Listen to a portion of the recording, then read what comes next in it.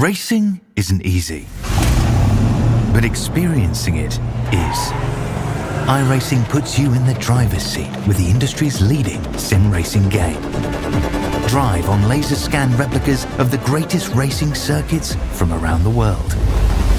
Go head-to-head against other drivers chosen by skill-based matchmaking to ensure competitive racing at every level. Compete across all your favorite series. In officially licensed cars, engineered to deliver the most accurate driving experience possible.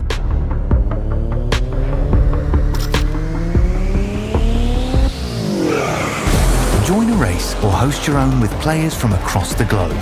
Race against the computer or in a league with friends. Feel the thrill behind the wheel. Visit iRacing.com.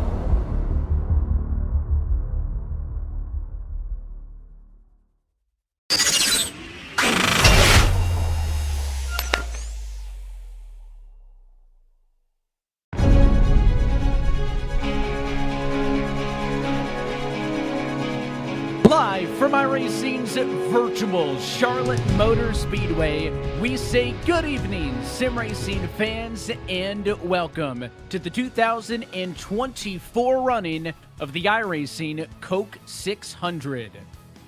Well, the iRacing special events calendar rolls on tonight for the longest race in stock car racing. And as always, happy that you're with us here on RaceSpotTV and iRacing Live. Up inside in the broadcast booth alongside of myself, Evan Pasoko, joined by Derek Watson. Our producer downstairs is Dustin Allis. We welcome all of you to lock in and get comfortable for a long one here at America's home for racing. Derek, it is a long test of trials, tribulation, attrition, and so much more.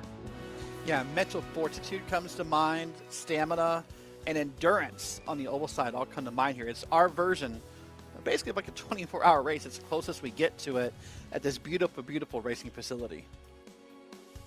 Back in the day, in 1960, when this racetrack was opened by Bruton Smith and NASCAR driving legend Chris Turner with the intent of running the longest stock car race in history, the World 600.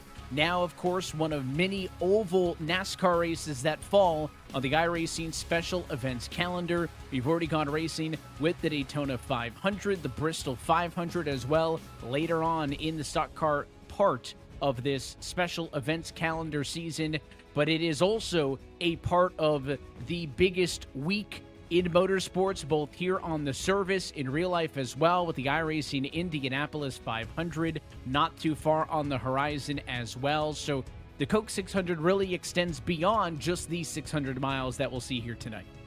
Yeah, it's a beautiful month of racing across iRacing and in real life. So you see the schedule here, plenty of events available to sign up and to get involved in throughout the year. Right now, the qualifying session just drawing to a close. There are hundreds of drivers competing in the iRacing Coke 600 tonight. We're going to bring you live coverage of the top split for this 9 o'clock p.m. Eastern time start on this Friday evening.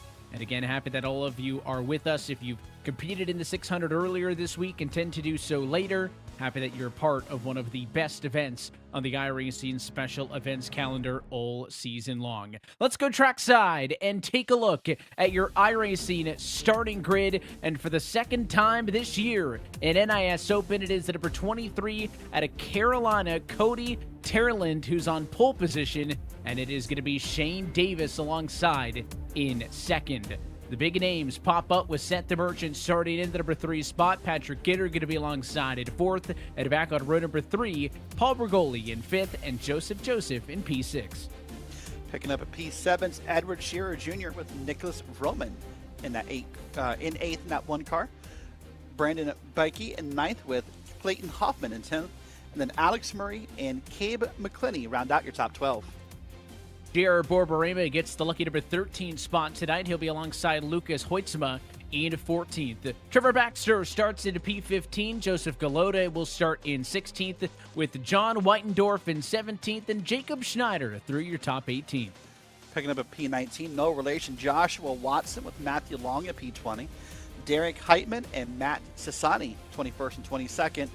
Jonathan Oshlam is 23rd, and Brad Newman is 24th.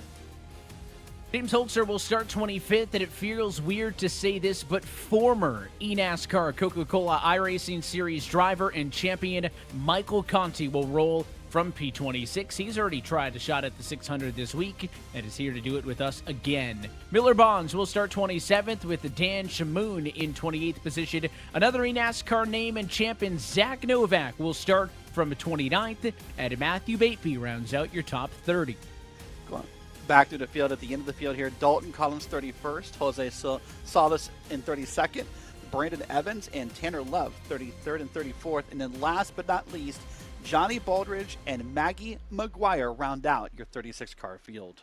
It's a look top to bottom at your iRacing starting grid. The top 28 cars decided to take a time in qualifying, so everybody from Novak in 29th position on back, opting to not qualify, start at the rear based on provisional seating, of course in accordance with everybody's iRated, which will determine the numbers for this field. So your number one ranked driver based on iRating, Nicholas Vroman, he'll be in the number one car, so on and so forth.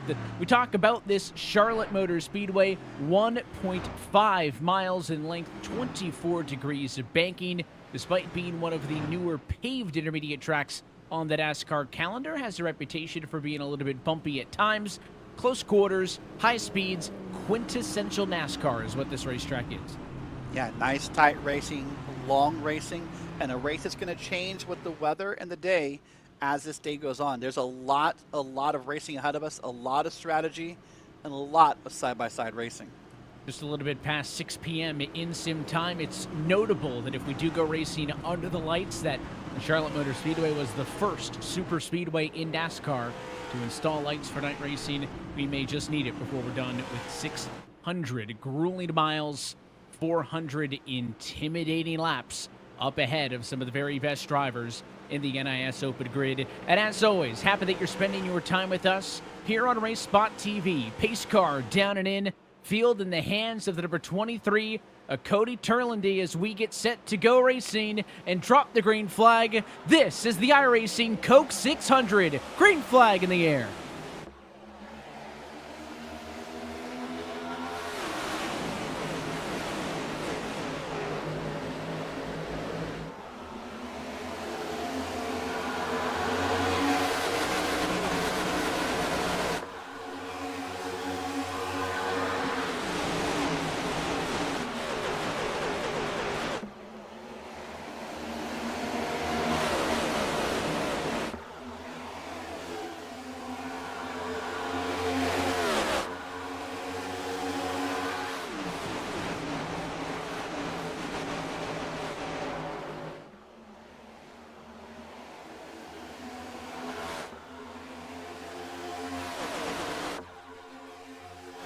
Lap number one went in favor of the pole sitter, but now to the race lead goes the 12 of Patrick Gitter. Made a pass on the inside at 1 and 2. He'll lead off of 4, 3 wide in a battle for 4th.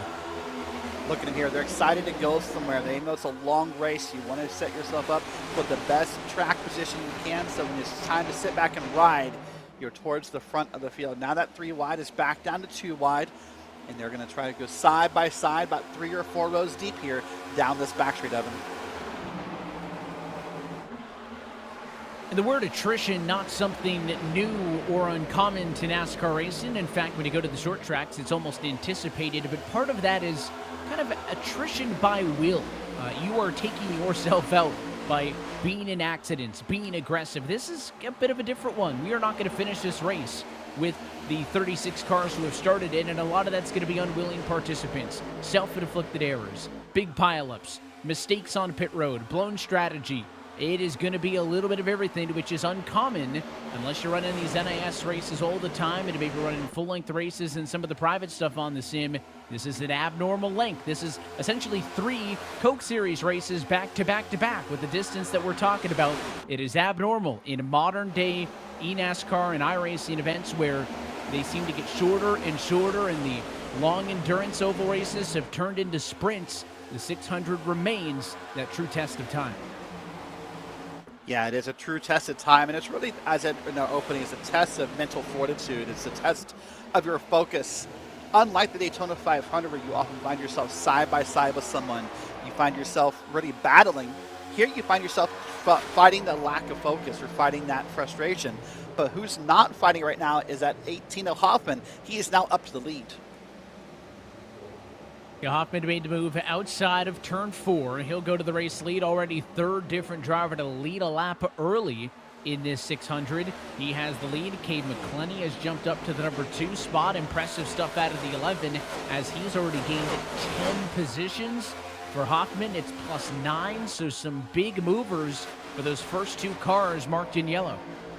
And with this being an open setup race, what that means is these drivers have definitely locked in for the beginning of this race. They have definitely found something they like. And look at that 4 car moving on the outside. He's found something he likes as well. That's a pretty impressive run out there for Novak, for Zach Novak, your current season Coca-Cola driver. We go on board with Novak as he rides on the outside of the racetrack. Remember, he opted to not take a time in the qualifying session. Started way back based on provisional in 29th spot. He has already passed 16 cars looking for more as he pulls in behind the number 20, the Edward Scherer Jr. machine. Looking to the inside, now down the back straightaway off to 3. Right on the left rear quarter panel he gets. A little bit tight there. No doubt that Novak, a lot of speed, has an opportunity to win this 600, but again has to fight through all that traffic after not taking a time in a queue. Just behind him, a couple of other familiar names. Mike Conti in the 5 car right behind him. So back-to-back, some big names in the eNASCAR world right now, sitting 13th and 14th. Yeah, not the first time you've commented on those names, I'm sure, in the past couple of seasons. But I think these Coca-Cola drivers have a slight advantage in open setup races, Evan, because they already are used to putting in hours of practice to get a setup correct. And that's what this race comes down to, whether it be NIS Open tonight, is dialing in that setup, finding your comfort zone, finding what works, and knowing how to make those adjustments as the night goes on. Of course, Conti won an eNASCAR championship back in 2014. Novak a little bit more recently, back in 2019. That championship was part of the Roush Fenway Racing team as we entered the modern era of eNASCAR World Championship racing. And again, no surprise that those drivers are going to be in this conversation all night long. Eyes back up, though, towards kind of the front of the field. You'll notice Hoffman has checked out that 18 car with a big advantage, and he's pulled almost a second and a half clear of the battle we're watching now. The red and blue 12 topside of Patrick Gitter under fire. It is Brad Newman in the blue and teal 31 car to the inside. Well, what's happening here between Newman, Gitter, Brigoli, and others back is as they race side by side, Evan, they're really cutting each other's lines. They're cutting their top speeds. They're cutting their preferred lines. They're cutting that momentum. And that only allows your leader to really get further out ahead of them. So they need to get single file here. And if you're going to make a pass, you need to make it. You need to get up under someone and get it done and get back in line, or you're going to lose more time to the leader.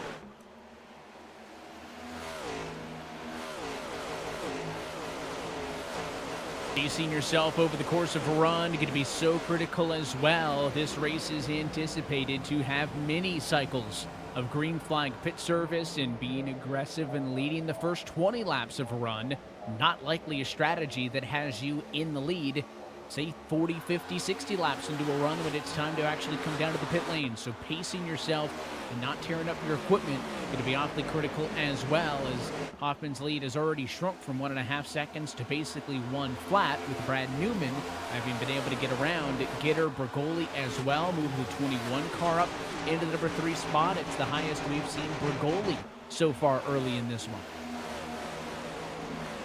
As we look back through the field, see mostly single file, a couple bits of 2-wide racing here and there, but a lot of drivers now are in line. They have that preferred line. You want to get down here towards the blue line through the corners. And as you see right here, they want to track back out up against the wall and then be ready to get here through the dog leg and do it all again in turns 1 and 2. It's the 4 Novak on the move inside of the racetrack, making him pass on the 22 of Brandon Bakey. So he enters now the top 10 for the first time tonight. Again, he has been charging through the field Novak did not take a time in practice, but again, it doesn't take an educated guess to know that Novak's probably got a decent bit of speed and should be considered a threat to win this race just as anybody else. Hoffman's been up front more than anybody else tonight. He's settled in quite comfortably, but again, that gap continues to trickle down. You see it on the scoring pylon left of your screen at 0.6 of a second. That's likely to be a battle for the lead in no time at all. Back here, meanwhile, Matthew Bateby in a 14th position, top side of the racetrack, making a pass on the 5 of Michael Conti. All of this in a battle for 13th, and he wants a 2-for-1 special. Going to the outside of the 20 car, it's Edward Scherer Jr. to the inside. Yeah, here we are, 16 laps in, all green. So I would start to think in the next 10 laps or so, Evan, it'll become evident to us who set up their cars for short runs, who set up their cars for long runs, who burnt up some tires getting the spots that they're in. It'll all sort of start to wash itself out by natural selection, if you will, as this race goes on. It'll become evident in about 10 laps. You can already see as well as we get into the late afternoon conditions, 1 and 2 almost completely covered in shadows from the grandstand just on the entry. It's going to be warm through the center of 1 and 2 and certainly off, and then you head down the back straightaway. You'll see the same kind of effect when they get off and into the banking down towards turns 3 to 4. Later in the night we go, those shadows will be cast by the grandstands as the sun starts to dip behind the front stretch and a little bit of shade up against the top side. We're going to literally watch that as the time of day in sim progresses, creep further and further down, and that will have an effect on A, the track conditions, and then also B, because of that, the handling of all of these race cars. But slowly starting to settle things in, a little bit of 2x2 here, there, maybe 2 or 3 battles throughout the field, but a majority of the drivers have settled into the current position in which they run and aren't pushing it too aggressively. I say that as we watch this battle for third, where Patrick Gitter is under fire by Nicholas Vroman. They're pretty close to each other, but certainly seeing the field spread out some 20 laps in. You know, I sat back and I listened to you talk about what's going to be the day to night transition. I think about how lucky we are as iRacers and that we get that transition. You and I probably both remember a day of iRacing where there was no transition of day tonight. It was one or the other, and we stuck there. And what a beautiful piece of technology that was to add into the iRacing service to allow that transition, allow the weather changes. Now we've got the upgrade with the iRacing weather system that, you know, makes everything a little bit more accurate, a little bit more realistic. It's been a great amount of progression, and a race like the Cook 600 will definitely help show that off. And the benefit of a limitation being unlike what it sounds like we'll be dealing with this Sunday if you're a race fan. No rain is a concern for the oval race here on the sim, but that new iRacing weather system not only makes some changes and improvements to how specific you can get if you want to set up a session on the sim with weather changes. Do you want it to be forecasted weather? You can actually set a preset weather change in whatever conditions you want throughout. That includes rain. For the oval, or for the road races, I should say, would not affect what we're doing here on the oval, and that's thankful. Back here in the teens, we got a lot going on in the battle. Down off to turn number 3, first bit of side-by-side there with the 6 of Matthew Bateby and the 20 Edward Scherer Jr.'s for 11th and 12th spot. That 20 car, the all-black 20, top side makes the move, clears the 6, so he'll take that spot away. Bateby a couple of setbacks, but he's still a net positive of 18 from the get-go, so he very clearly pushed early. Wonder if he's paying the price a little bit for that now, because there goes the 3 of Jacob Schneider to the outside of the racetrack. Here comes the 5 of Conti's, so I think this car's kind of getting teamed up on the last couple of trips around. Yeah, it does look that way. Conti's trying to power the outside and stick up there and stay relevant in that battle, and in fact, he won to, and maybe even make the pass right there on the outside. That is an impressive thing to do when there was that many cars behind him, possibly threatening to run the low lines. So Conti's made the pass here. Now we got some 2-wide racing, close to 3-wide racing on back behind him. A little bit loose that time off of the corner as well for the 6 of Bateby. Loosen it up. The 32 got to the outside. You're looking at Bakey topside as well. So that's the 32 chasing the 33 on the outside line. They're all trying to find a way around that 6 of Matthew Bateby. It was no more than 5 laps ago or so that he was running as high as P11, and now as the 22 looks to his outside, he could have slipped as far as P17. So Bateby really struggling, tight that time off of the corner even, squeezed the 22 up a bit. So That's going to be an ongoing issue. The 6 pin to the bottom, and everybody who's making moves have been doing it on the outside line. Yeah, as this race goes on, everybody wants to move up because the less input you can put into your wheel is the less use you're putting on your tires. So everybody's going to want to get to the outside in order to conserve some tire wear and have some tires left before the end of this run. Roughly, you're looking at about 70-ish laps on the tank of fuel here. So the longer you can make your tires last, the better you'll be at the end of that run. Top side of the racetrack, the bright colors are on that number 26 of Shane P. Davis. Started this race on the outside of the front row, quickly slipped back 13th at the stripe that time, with Miller Bonds in the 33 car looking to the bottom. So I don't think the start that Shane Davis was looking for. Had a real good effort, obviously, in the qualifying session. Qualified about 2/100ths off of the pole time. But quickly dropped back, maybe not wanting to be aggressive early in this one. We'll see if it's an overall pace question for the 26 or not, but there's been so many comers and goers. I think 27, now 28 laps in the works of a 400-lap race is a little bit too early to make any definitive statements on a pace, but he's certainly back here in the weeds a little bit where there's a lot more going on than up front. Yeah, a lot going on back here. A lot of jockeying for position, a lot of trying to get in front of each other, and really just kind of find yourself, further ahead of anything that could happen later in this race that you want to be. Look at that, almost 3 wide again as they come out of 4 down through this little portion of the dogleg here, Evan. And that dogleg feels tight with 2 wide. Oh, it feels horrible at 3 wide. And it's that much more noticeable, the fact that it is a quad oval as opposed to a tri-oval. You think of the Las Vegases and the other more curved tracks, the Chicagolands, the Kentuckys, the Kansases.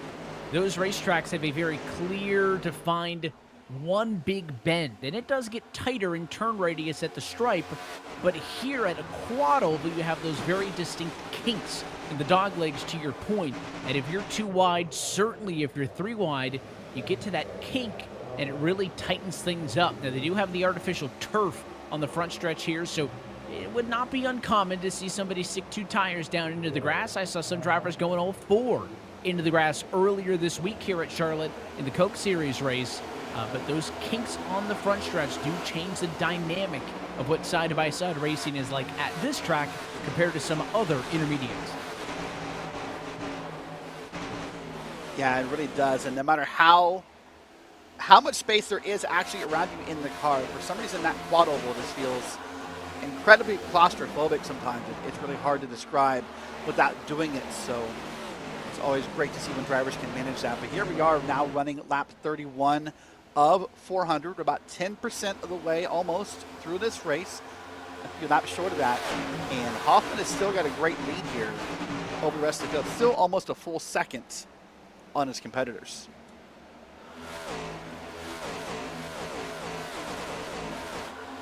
Yeah, I was a little bit skeptical, right? Hoffman got out to that big advantage, pulled about 1.5 seconds, and then he was getting chased down. And I wonder if this battle for second is aiding him in defending his gap, because Nick Vroman going to make a move on the inside of Brad Newman. Vroman now up to P2. It is the highest we have seen that number 1 Ford Mustang Dark Horse in this race tonight. Newman falls back down to the clutches of Patrick Gitter. A little bit too tight for the 12 on the inside. 31's going to be able to shake him off, defend P3 on the exit that time. But now let's see, Newman, Gitter, Vroman, they were kind of distracting themselves with one another. Now that Vroman's clear and is in some clean air, keep an eye on his intervals. Let's see, can that one chase Hoffman back down, or does Hoffman settle back in again? He's led the last 28, now 29 laps consecutively. It has been a great start for the 18 car, and here is attempt number 2 for Gitter, this time on the outside of the 31 of Newman. It's a great run right there, but look at what's great. Roman is cutting into that lead, Evan. Look at that pylon in the top left of your screen. It's now down to 0.6 seconds. It was almost 0.9 seconds. So it's really about 1/3 of the way into cutting in there.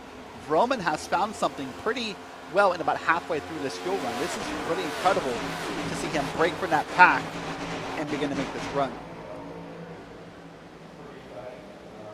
The last lap time for Clayton Hoffman, a 30.624. For Nicholas Vroman, a 30.470. And Schneider gets a bit of the fence that time as he comes off of turn number 2. I don't know if he tried to squeeze it to the outside of the 31 or just got tight, but certainly got loose and got into the wall. There's more chatter on the radio, maybe contact involving Cade McClenney back in 9th. I don't see any damage, but some of the drivers apologizing over the radio, which is always something fun about these special events, as we have the ability to hear the old driver radio communication that goes to one another. Not confident enough to simply just turn that on to the broadcast at all times, because it can get a little bit heated or passionate at moments, but I enjoy the ability to be able to listen into what the drivers are thinking. And now that that 3 machine kind of lost his momentum, struggling to get the wheels back going and get back under Newman, he's going to get a push here. The 5 of Conti going to help that 3 car through on the inside. Yeah, Schneider got a great push right there from Michael Conti. Now he'll drift up here and track out to the wall. Now he'll get a push from the car here on the high side, and he'll kind of be a little bit of a Dale Jr. Pied Piper move right here down the backstreet of Charlotte. And up front, here comes Nicholas Vroman. He was able to get around Newman for second. He has reeled in Caleb Hoffman. Do we see a third different lead change on the night? You go on board with the 1 car, looking to get to the inside of Hoffman. Doing a great job here down the backstreet. You saw him wiggle just slightly out of the corner here, but keeps behind Hoffman. It's about, what, a quarter of a car lower, right to that blue line, just trying to find a different line, find some clean air.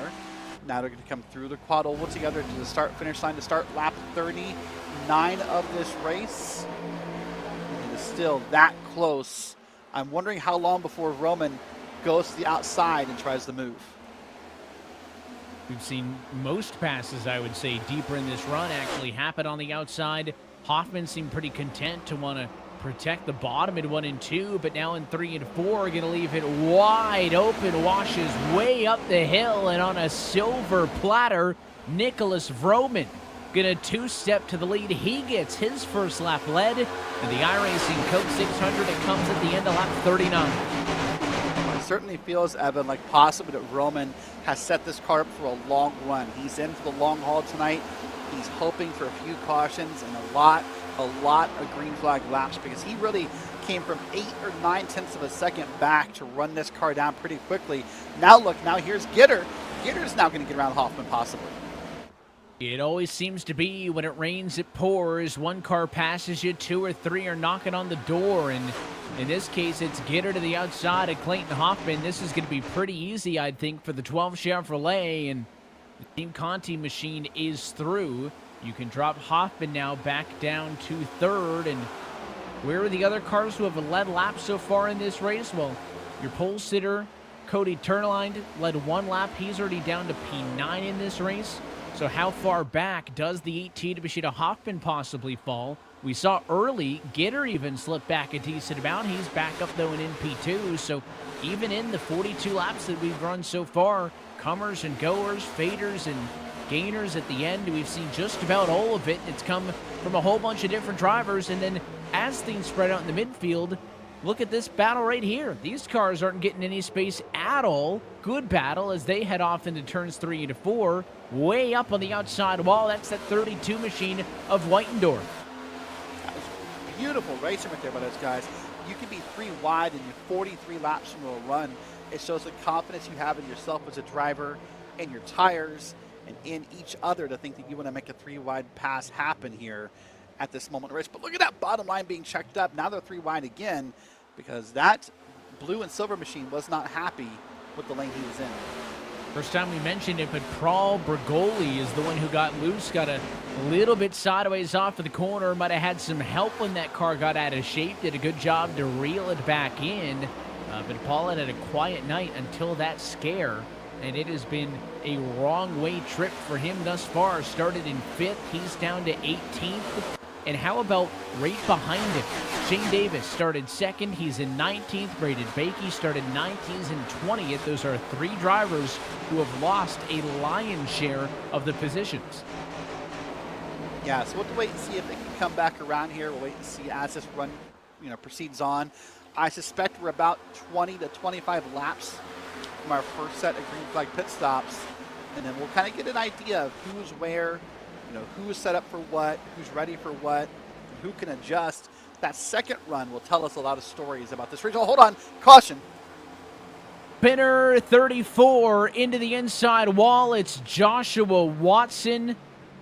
Caution flag is out. Alex Murray involved also, and 2 top 20 race cars are gone just inside of 1/10 of the way through this iRacing Coke 600, and it is a accident that will likely usher in wholesale pit service for the entirety of this field.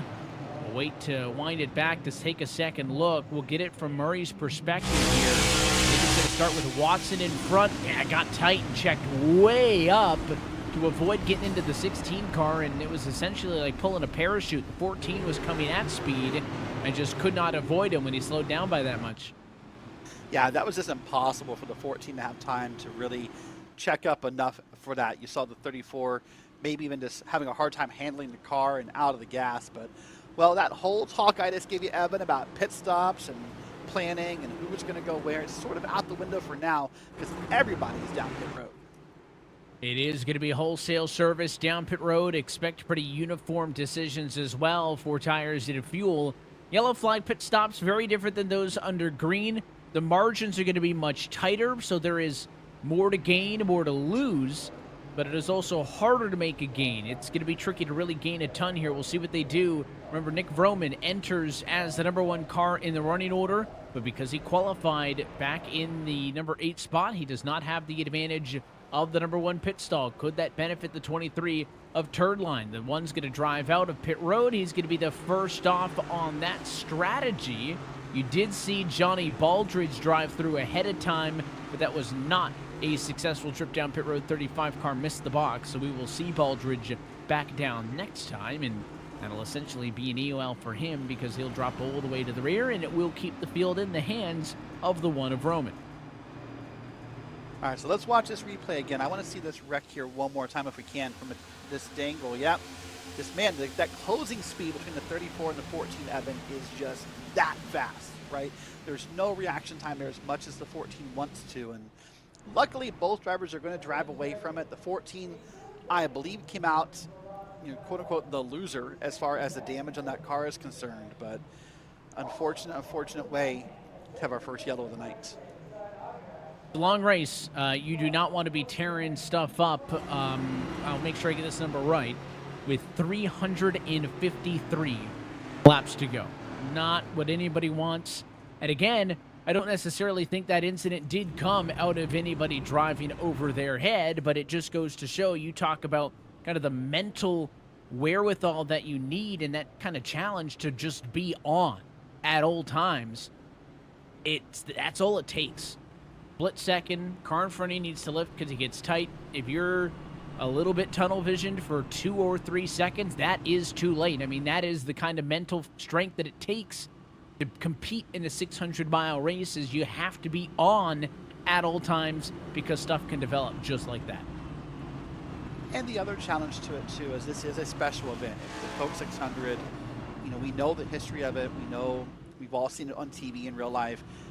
And winning it is special, no different than the Daytona 500 we do in iRacing, or the Brickyard this year, or the Bristol 500. And so when a small mistake happens and that feeling of this is no longer possible hits, there's that pit in your stomach, there's that empty feeling, there's that frustration and disappointment that comes with it, because now you know I'm likely not going to win an iRacing special event.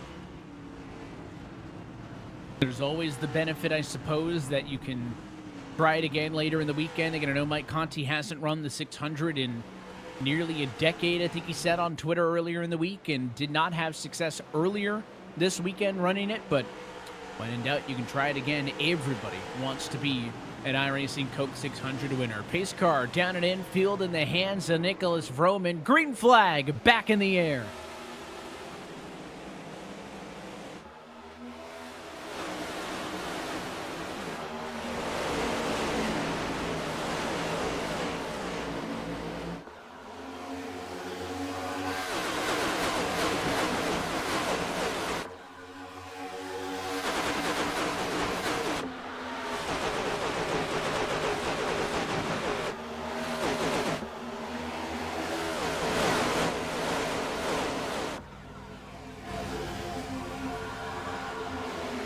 Roman leads after the first lap. Can he continue to maintain? It was a revolving door of leaders in the opening laps in this one, and said he looks pretty comfortable. And look at the 18 of Clayton Hoffman on the aggressive to the outside of the 5 of Conti. He takes away P3.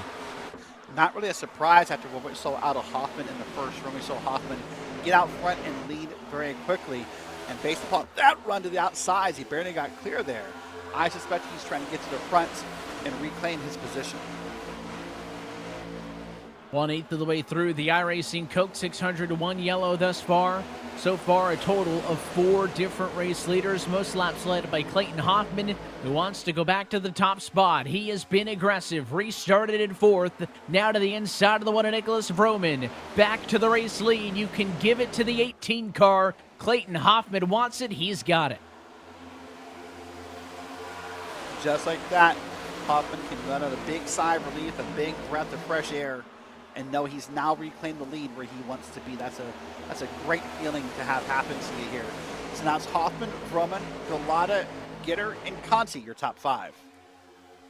Sounds like a lot of aggressive stuff happening in the midfield as the driver radio chatter lights up with drivers complaining about one another and how aggressive they are early. But everybody knows cautions breed cautions, restarts breed opportunities. At any time you double them up and squish them all together, there is going to be somebody who wants to be aggressive to try to take advantage. Single filed out for the most part. You got to look back to this 32 car and the 13 on the outside. That's Whitendorf followed by Heitman.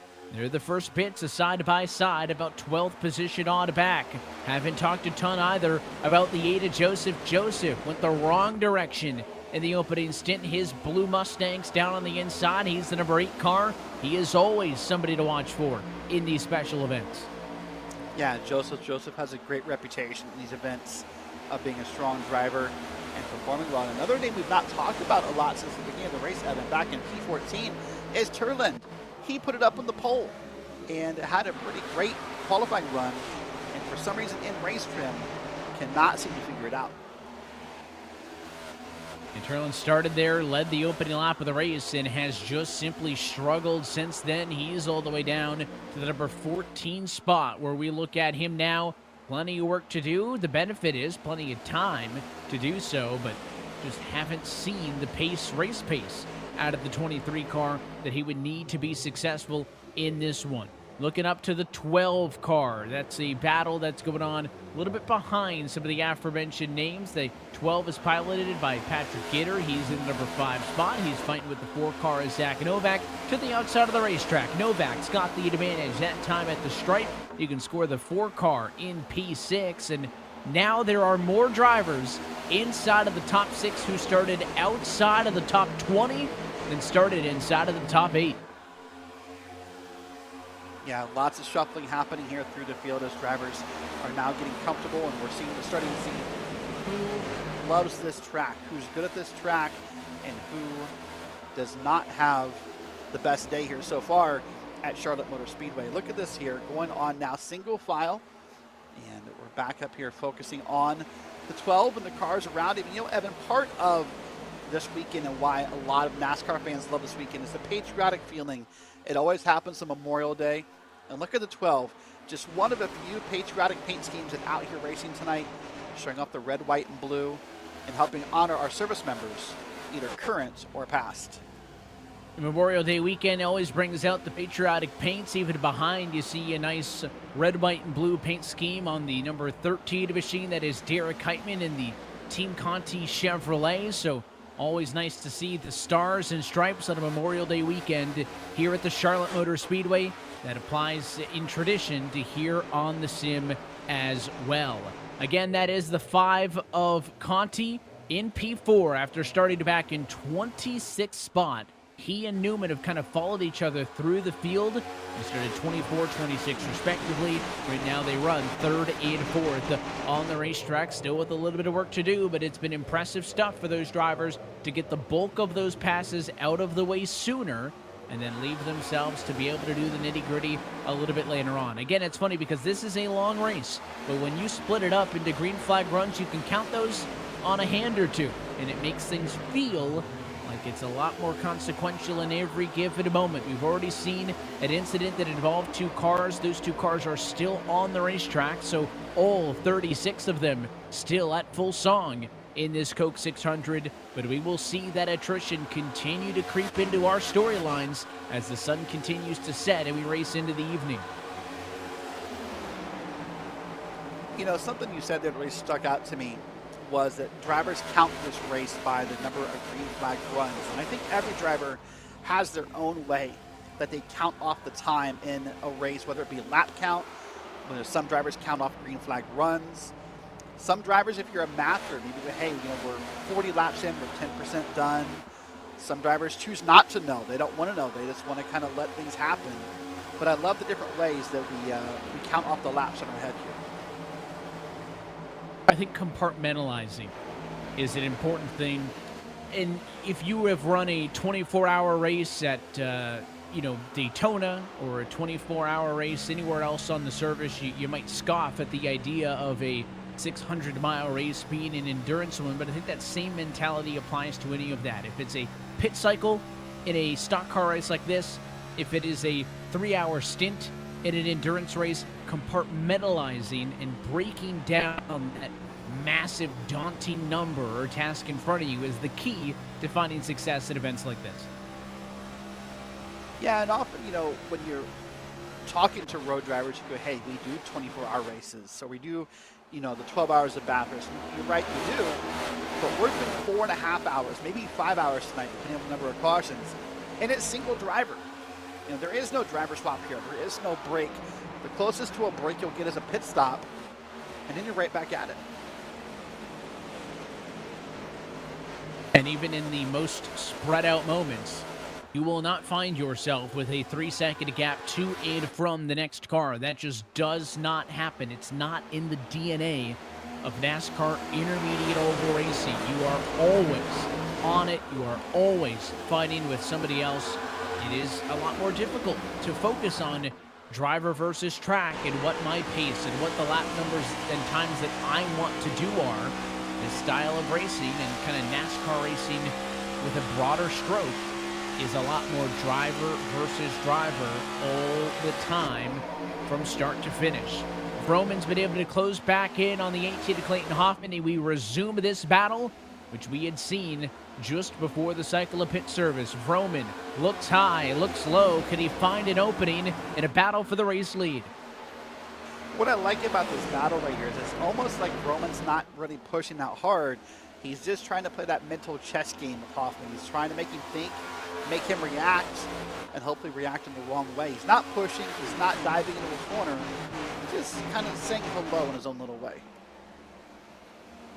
I was already asking some of the folks on our live stream chat as well who they're rooting for tonight. I do find it interesting. Some drivers as well have said they're going to be running the 600 tomorrow morning. Again, like we said, plenty of opportunities to do this weekend. They're watching tonight's top split to get some pointers to see how this race goes tonight so they know what they can maybe expect when they run it tomorrow morning. Dead heat that time at the stripe. Advantage, though, to Vroman. The one car gets his nose back in front and stuck on the bottom. Going to be awfully tricky for Hoffman to do much else but watch them drive on by.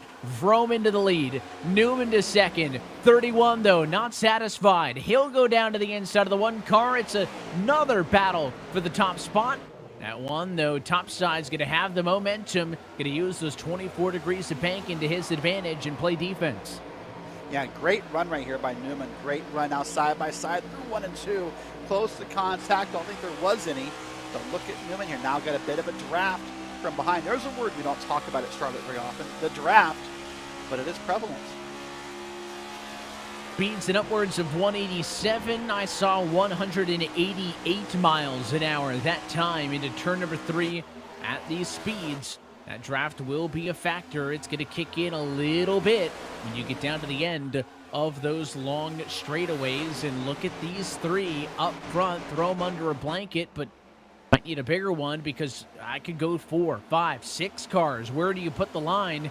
There isn't anybody with about 1/10 of a second of an advantage or a gap until you get down to the high 30s when drivers are really starting to fall off. It is thoroughly competitive throughout the field. Meanwhile, the 27 of Brandon Evans, with an issue that time off of turn number 2, got sideways on his own, saved that race car, used the very thin, I'll add, back straightaway apron to recover that car. There is not a lot of real estate to catch a machine, but Evans did a good job of catching it, and he's able to blend it back up and onto the racing line. You see that car still a little evil. It kind of snapped up the hill on him there. The 22 of Brandon Bakey going to come on by. That will, in the end, cost the 27 of Evans at least 2 positions as he slides back to 26th at the start-finish line this time. The 11, Cade McClenny, was able to make a pass on him the last time through. So again, it doesn't matter if you're at the top, if you're at the bottom, everybody nipping at somebody's heels, and there's a fight going on everywhere you look on this racetrack as we inch towards our first big milestone on the night, looking towards lap number 100. We would get there within this fuel window. Again, the just joining us, only cycle of pit service thus far happened under the yellow flag. That happened about 25 laps ago, just shy of the 50 lap marker. So we have yet to see green flag pit service play a factor in this race.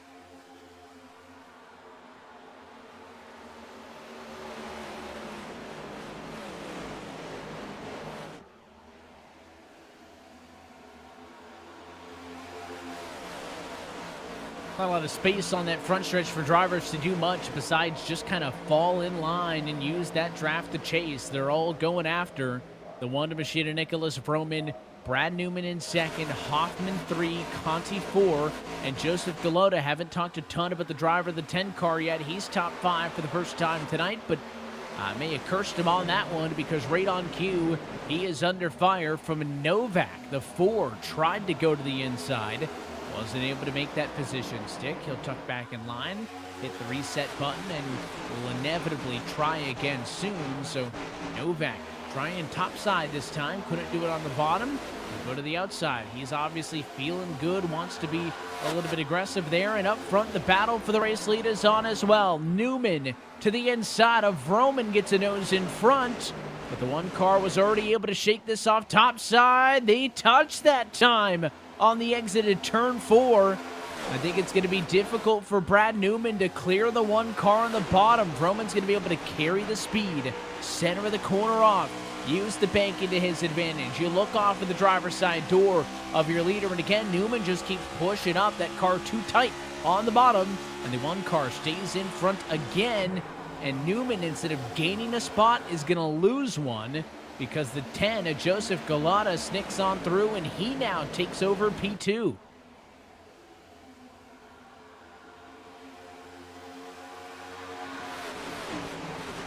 Vroman under fire again, this time by the 10 of Galata, but to be honest, he shook off the initial challenge from Newman, shook off that second and most recent challenge by Newman.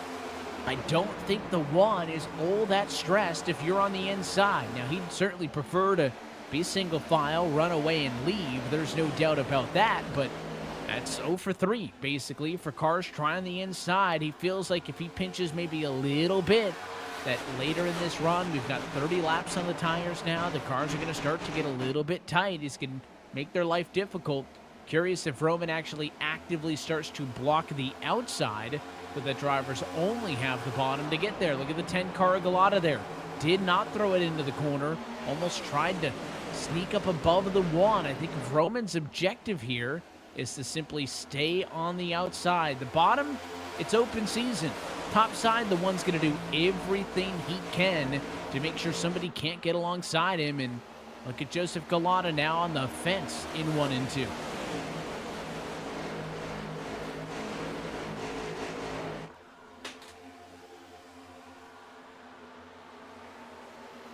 So the battle up front continues on. Everybody else outside of P1-2 riding the bottom of the racetrack, except that one car topside. I think that was the 16 of Jose Salas Jr.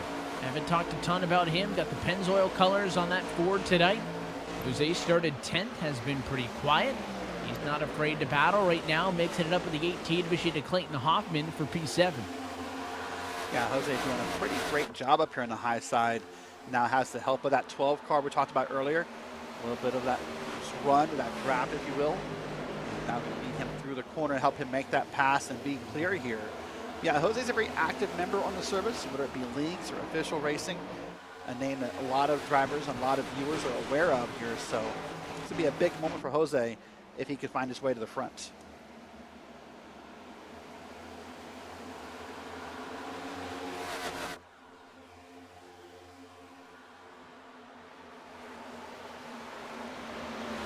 Just saw quickly on the leaderboard that Brandon Evans had come to pit road. He's going to be the first driver to fall off of the lead lap in this race. The 27, again, was nearly involved in a self-spin a little bit ago and had been struggling. Curious if he cooked those tires. He's back onto the racetrack again. We continue on, and almost 3 wide for the moment. The 10 car has been able to get to the outside of Roman. Spent so much time talking about how the 1 did not want to allow this to happen. He wanted to stay on the outside to play defense, and now he's going to have to drive back on the inside. Another good defense for Vroman, but it is a 3-way battle because Novak's on the scene as well. Here comes Zach Novak. But watch that 10 car. The last time through this corner, Evan, out of 2, he was as loose could be. We could see the car wiggling in the broadcast cameras. Maybe not as bad that time, but man, that was scary. 1 lap ago, they could have had really bad contact. Here they are again, now coming out of 3 and 4. It looks like they've got it all gathered back together. Let's see, Michael Conti here is the 1 car on the inside back in P4, trying to battle up here. And it's not uncommon to see a Michael Conti Zach Novak battle. It's just we're used to seeing it on a different broadcast. Yeah, normally a Tuesday night kind of fight instead of a Friday night kind of fight, but nobody's going to complain seeing 2 of the very best to go at it and some of the top talent in this. So Galata thought he had finally got Vroman's number in the battle for the race lead. Instead, the 1 car shook him off, and now the 10, the 1 under fire, because there goes Zach Novak to P2, Conti through to P3. It is the highest we have seen those heavy hitters all race long. And it's not to discredit Vroman, who has now led 30, but when these 2 are on the charge, sometimes it feels like a matter of time. And Novak to the inside. Conti going to give him a shove into turn 3. Can the 1 shake off another battle from the inside? He can't. First time tonight, new race leader, it's Zach Novak. And doesn't it really show how great of a job these drivers do at preparing these races and setting up these cars? That's got to be at least the 5th or 6th different leader we've seen at the front of this pack tonight. Not done yet, though. Vroman right back down to the inside. He made so many cars struggle on that very bottom that now he is forced to try to make work. Novak a little bit loose that time on exit. Got real close to the fence, but carried the speed well enough to defend for the race lead, and Conti follows through from P2, no worries. But here's where it gets interesting. In the corner, Novak on the bottom, Conti on the outside, going to try to wind it up. Does he look to the inside? No, he'll just plant it square in the back bumper of Zach Novak in front of him. Again, you are looking at 2 eNASCAR championships, dozens of race wins between these 2. Fighting for first and second early in this iRacing Coke 600. And boy, don't we take it for granted when we get to watch this. Just 2 of the very best at what they do, battling it out. Even that moment right there, as you said, the top lane and the bottom lane coming together and how they just lined it up perfectly. No contact, just a lot of good, clean, close racing. Well, here we are back in the field. This is now 3rd and 4th, 5th, 6th, and 7th in your screen. That's Vroman, Galata, DeMerchant, Newman, Jose Salas, and others trying to battle here. So as Novak and Conti are battling, they're going to make this easier for Vroman and his other crowd to get up here and get involved. But Conti now to the front. Conti now wants to lead a lap. He wants that distinction. He wants to put his name on the board as a lap leader in the Coke 600. And he said, again, it's been nearly 10 years since he last ran a Coke 600 race weekend. He said a lot had changed since then. He's now an adult. He moved from New Jersey to the Carolinas, and he did mention that the Cup cars aren't 950 horsepower anymore. That sounds about right for a guy who drove these things in 2014 when they were a completely different animal. But him and Novak side by side combined for 2 eNASCAR championships, 21 career NASCAR Coca-Cola iRacing Series wins between the two of them. But at least for the moment, Conti besting Novak. It's the first time the 5 has led laps tonight. We'll keep an eye to see if anything else evolves from that one as you jump back a little bit to the kind of tail end of this lead pack that I'd call about 8 or 9 cars deep. And inside is the 33 machine back there. A Miller Bonds, he and the 13 side by side, back up front, going at it again for P2. Novak under fire. Here comes Seth the Merchant onto the scene. Yeah, if you're a Team Conti fan, you're loving this right now because Novak, the Merchant, and Vroman are fighting hard and helping Conti increase that gap right there. So if you are Team Conti, you are stoked about this. But look at this battle right here. There's lots of cars involved. We turn another lap here. Lap 90, lap 91 now. We're almost 25% done with this race at the Coke 600. It's a great run, a great night of racing, and they are making the best of this.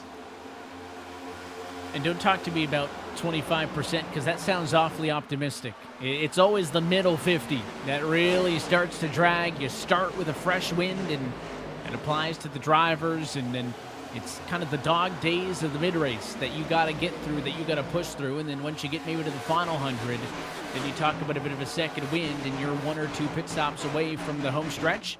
It all becomes a little bit clearer from that point. But just looking at intervals, Conti pulling away up at the front of the field.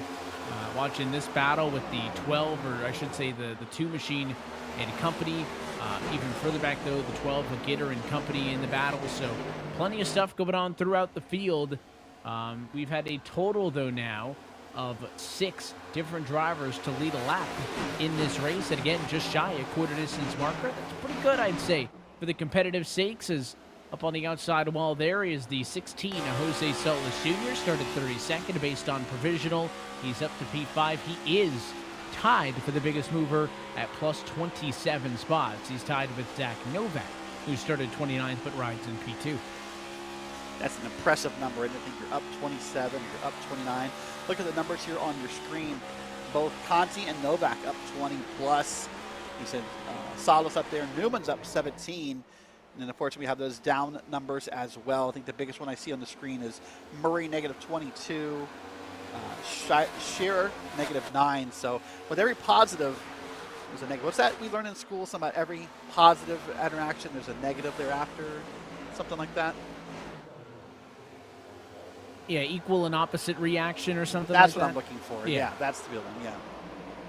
That's all I can offer. So I'm glad that I was able to pull that one out, because phrases often get me sometimes. But again, looking at this group here, this is all just inside of the top 10. Bunch of big names in here, drivers that have led laps and Gitter. I'm interested to see what Clayton Hoffman's going to do. He led 49 laps. That still stands the test of time as the most laps led tonight, but this has not been a good run for the 18 car of Hoffman. He has slid all the way down now with that pass all the way to P11, still dropping. It's been rough for the 18 machine. Well, what I find interesting here for Clayton Hoffman here in that 18 machine, if we could look at the track conditions, I feel like it's gotten a little warmer since the race started, Evan, which is not the prediction I would have made for you. Here we are, 85 degrees Fahrenheit. I feel like we started around, around 81 or 82. So I wonder if these higher numbers are contributing somehow to maybe this a tougher race car to drive. Yeah, it's something to keep in mind and watch as the race goes on. Again, those track temps always going to be higher than what the atmospheric temp is. Right now, it's about a 10-degree difference. It's also going to change the handling when that sun goes completely away and it actually cools things down. Racetrack's going to get faster at that point, but it is not just when the sun sets is to do so, but it is certainly when the shadows start to creep over and the sun gets low and those overall track conditions come down is when you will see those track conditions change. And again, we're going to see it change a lot over the course of this race. On board with the driver of the 24, that's Matthew Long out of Georgia, started in 20th. He's P12. Haven't really touched much on him tonight, but he's putting a good race together, up 8 spots. Yeah, great drive here. Sometimes a nice quiet drive is what you want to have in a race like this. Not every moment needs to be exciting. Not every moment needs to be drama-filled. Sometimes that comfort and calm of knowing you're making slow progress is just as successful as being involved in every battle. And the key is to pick and choose when those battles come, when it's worth it, and when it's not. Look at this 4-car battle, looking like the Thunderbirds as they come off of turn number 2. Joseph Galata's in P7, Solis, Newman, and Brad Evans in as well behind in the number 20, let's say number 35 position. He's a lap down. That's important to note. Not part of this battle, but physically occupying the same space. He's got a little bit better tires. He's trying to be careful as he tips through some of this to not be too much of a factor. As you look at the one of Roman now, making a pass and clearing that 2 to Merchant. They will swap out for 3rd and 4th. Here's that battle side by side down the back straight. That 31 machine of Newman here, trying to make something happen. And it's going to stick side by side. Not going to make the pass clear here, but will stay in contact as much as possible as we start another lap here at the Charlotte Motor Speedway. And that time by, it was 100 laps down and 300 to go. We are quarter distance in this iRacing Coke 600. We'll take a quick opportunity to step aside when we come back to the Charlotte Motor Speedway, looking for our first cycle of green flag pit stops. Your race leader is the NASCAR champion, Michael Conti. Racing isn't easy, but experiencing it is. iRacing puts you in the driver's seat with the industry's leading sim racing game. Drive on laser scan replicas of the greatest racing circuits from around the world. Go head to head against other drivers chosen by skill-based matchmaking to ensure competitive racing at every level. Compete across all your favorite series. In officially licensed cars, engineered to deliver the most accurate driving experience possible.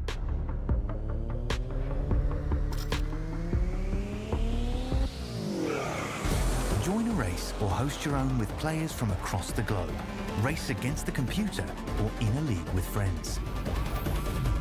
Feel the thrill behind the wheel. Visit iRacing.com.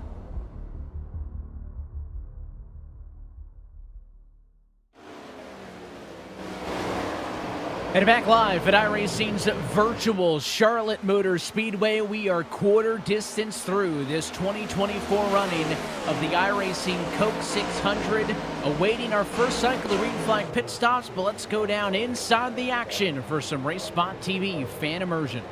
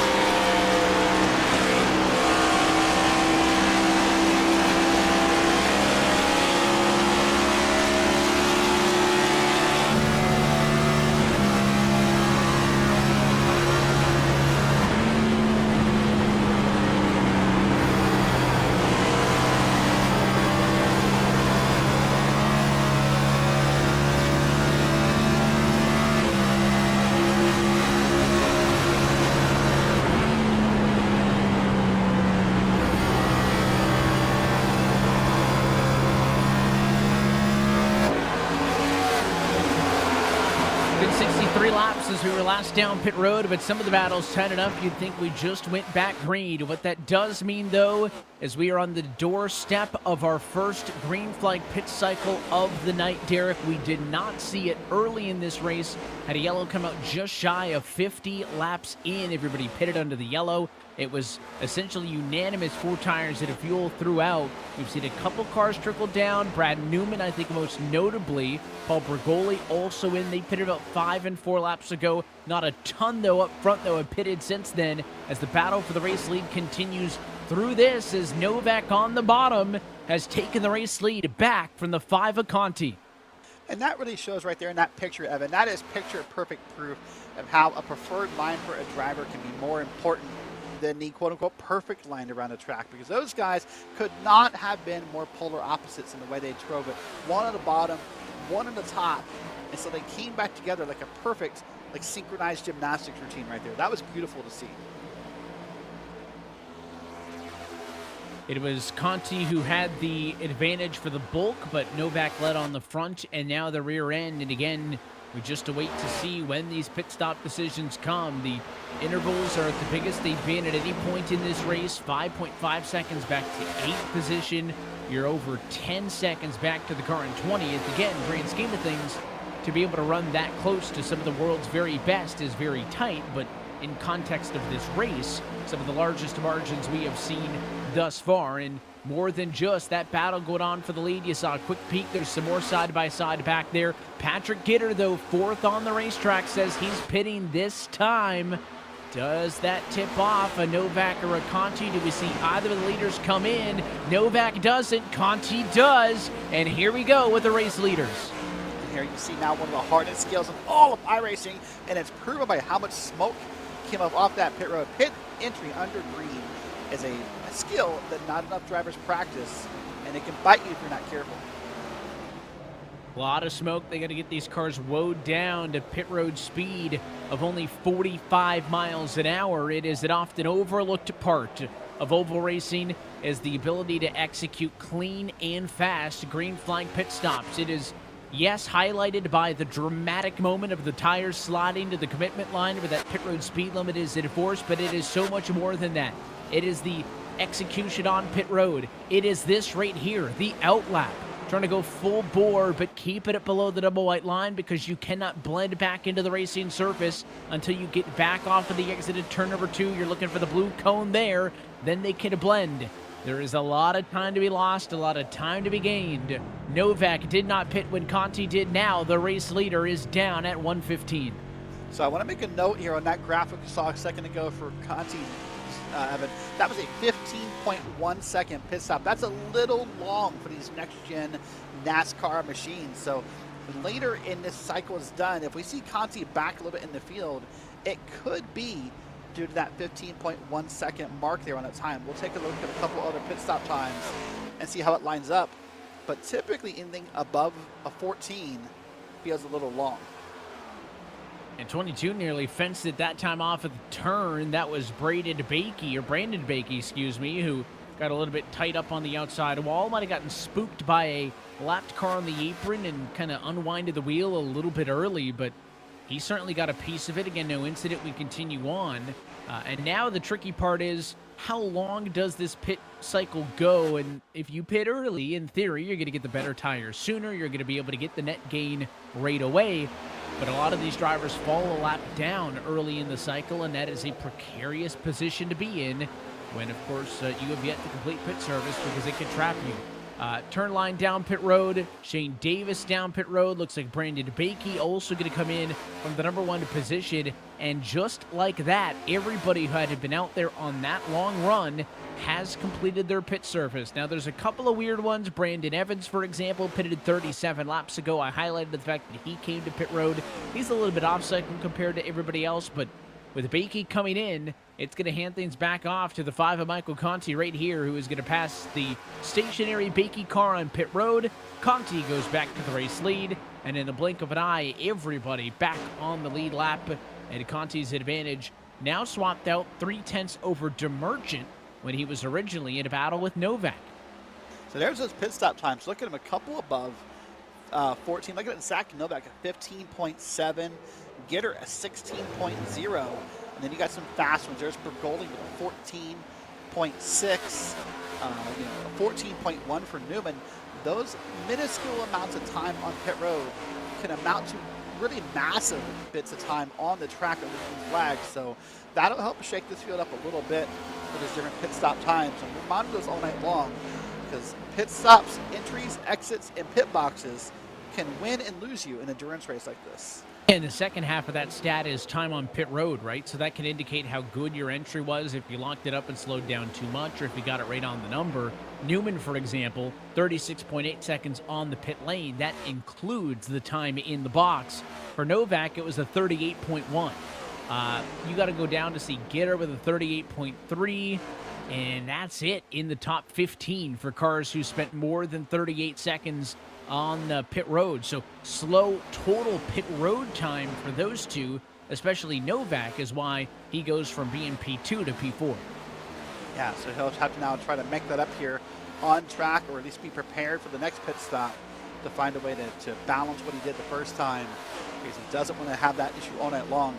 Here's the battle for P8, P9. Jose Salas and Paul Bergoli battling here pretty hard. That's Jose up there in that bright yellow and red Pennzoil machine, doing his best here to keep Bergoli behind him. And it's easy to do right now. You talked about that difference in pitting, Evan. Bergoli already pitted 10 laps ago. Look at the difference those 10 laps make on the tire run. It's so hard when you're behind on a strategy of tires, when you're letting people by. It's just, you see it happening. There's nothing you can do about it. You just have to watch it happen. It's like opening a present on Christmas and then watching someone else open what you wanted to get instead. It's so frustrating, so hard, so difficult when someone's on newer tires. And Paul Bergoli was in 25th position before the pit cycle. But because he pitted sooner, he got fresh tires, he was running significantly better lap times than all the cars out there. It is no wonder that by the time everybody else pitted, he had spent those 10 laps on the better tires, making up time. He gained a ton of spots.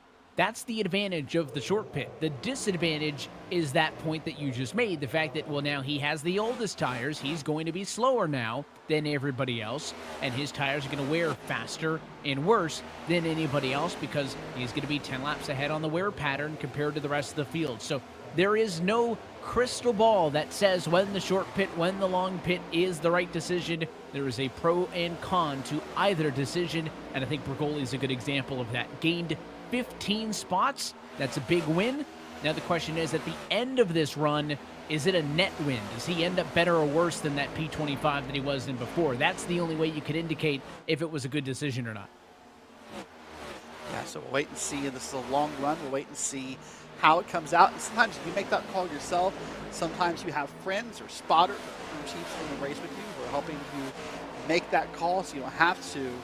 And you're right, it's a lose-lose call because you never know how many what-ifs could get in the way of a decision about when to pick your car. And as I mentioned, it's a long race, not only for the drivers on track, us up in the booth, but also all of you joining us on the iRacing Esports Network for this special presentation of RaceSpotTV. So we appreciate all of you being here with us, Dustin. And we got a chat as well, Derek, for you from the chat watching live on the iRacing Twitch channel from Daneman asking, how important is it really to be P1 100 laps in to a 400-lap race? It's about building the confidence. It's about building that moment of when you can do it, right? Obviously, it's 400 laps. You didn't win it on lap 101. You're not going to win it on lap 126 where we are currently. But what you're doing is you're building confidence for yourself and saying, hey, I can lead this race. I can win this race. Let me get out front. Let me stay away from whatever calamity may happen behind me. And I'm feel good about what I'm doing. Now I don't have to stress out about catching people. I don't have to stress out about the traffic around me.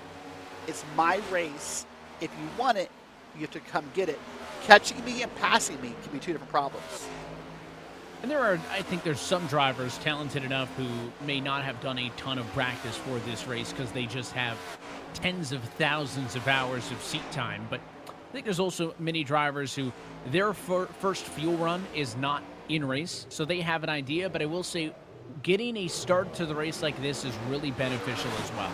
You get a long run with yellow flag pit service, so you go through the restart procedure. You know what your car has, short run, and everybody's on the same thing. But also the ability to go through a green flag stretch is like a big R&D session, right? How happy am I with how aggressive I pushed earlier?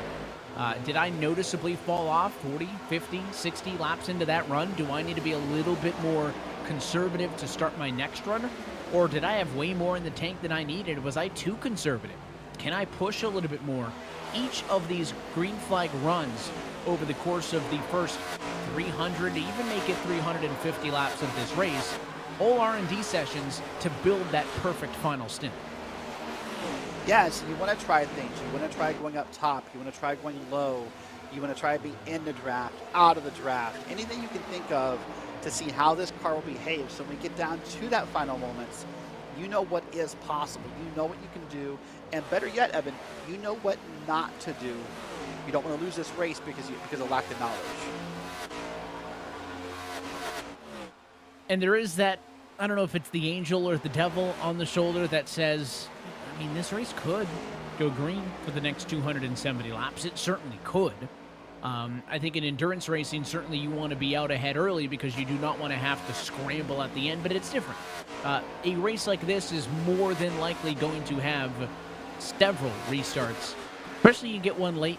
Cautions breed cautions, right? So there is that part of me that always thinks, well, I can't fall too far back because, yeah, 9 seconds isn't that big of a deal, but I don't want to have to make up 9 seconds. If I'm 9 seconds back, 270 laps doesn't feel like a lot, right? So there's always that part of you that's worried I shouldn't fall too far back. I shouldn't be too conservative because, yeah, it could absolutely go green. There have been and will be Coke 600s in the past, and this weekend decided based on the fact that it just had a long run and people fell out of it early. That could happen. But the numbers would suggest you'll get another chance later on. Yeah, the numbers will suggest, and just somehow fate will suggest it probably will happen. We'll probably have another few restarts here. Maybe not too many, but every restart is an opportunity to make something happen for yourself. Look at this battle on track, though. Brad Newman and Patrick Gitter, P5, P6. About a quarter of a second between them here. That's Brad on the screen, and there's Patrick behind him. This is one of our closer battles on track at the moment. And look at the tire comparison here. Look at how much Patrick is gaining here, little by little. And very similar to the Bergoli analysis we used, Newman pitted about 10 laps before Gitter. He made up a ton of track position right off of the pit cycle. But now on the flip side is you just can't hold a guy off who's got 10 lap better tires than you. You could conserve all you want. They could push. 10 laps is a big difference. And to somebody like myself, Derek, who does not do endurance racing or racing at a pro level, I'm sure somebody on 10-lap older tires could do plenty well holding me off. But when the margins are as thin as they are, 10 laps might as well feel like 60.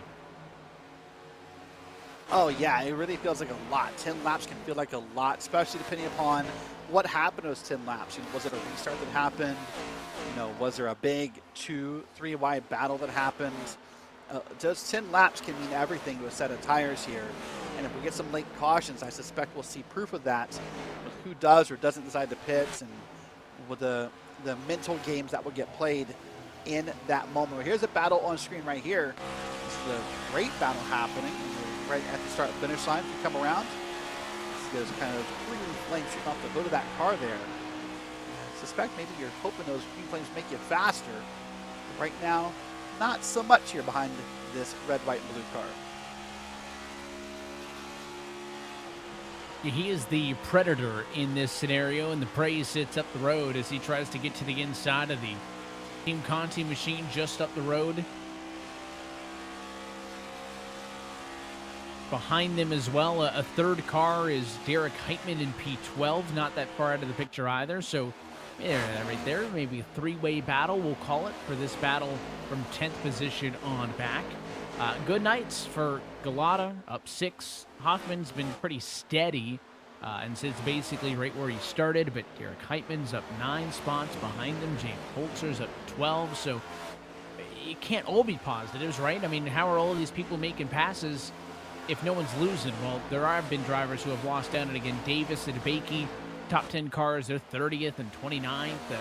Terline and Bergoli started 1st and 5th. They're 22nd and 21st. So for every comer, there's a goer, right? That whole, for every reaction, there's an equal and opposite reaction. It's kind of the same thing. You can't have comers driving through the field without growers dropping down the running order.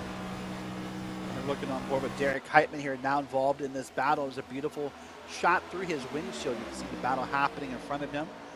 And now he's going to try to make the run on the outside here, and now go in the middle, and they're 3 wide here on lap 139. A little bit early on, we saw some of this off of some of their early restarts, but they're going at it down the back straightaway here at Charlotte. Almost a 3 wide moment. They think better of it after to the outside. That 10 machine of Joseph Galata got teamed up on. Heitman gets the top spot in that. Hoffman through as well. Galata slides from P10 to 12, and now James Holzer going to go to the bottom. I don't know if the 10's going up there out of necessity or what, but he threw it way to the outside and had a terrible turns 1 and 2. Yeah, really way higher than I thought you'd see someone go at this point here, but got it all gathered up here, and everything looks to be okay. I'm going to watch it through this corner here and see if there's any extreme behaviors of that car, but nothing that stood out to me. Just maybe missed his marker and just got a little higher than he wanted to, but still very much in this battle. Well, here we are working lap 141.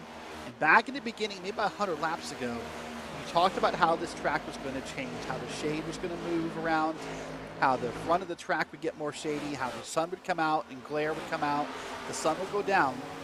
We're getting into that process. We're not quite there yet, Evan. We see more shade in some parts, less in others, and we're about to get to that point where the glare is going to start beating the drivers in the face.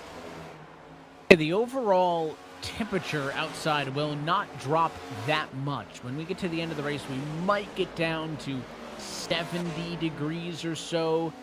You will get about a 5-degree drop in temperature, but again, when the sun goes down, you'll lose a little bit of that humidity. The track temperature is what's going to drop significantly as well, and again, it's the effect on the handling that comes with that. So again, we look at those current conditions, 75, 85, pretty close to where we started. As that starts to change and we get a little bit deeper, you see almost 8 p.m. in sim time.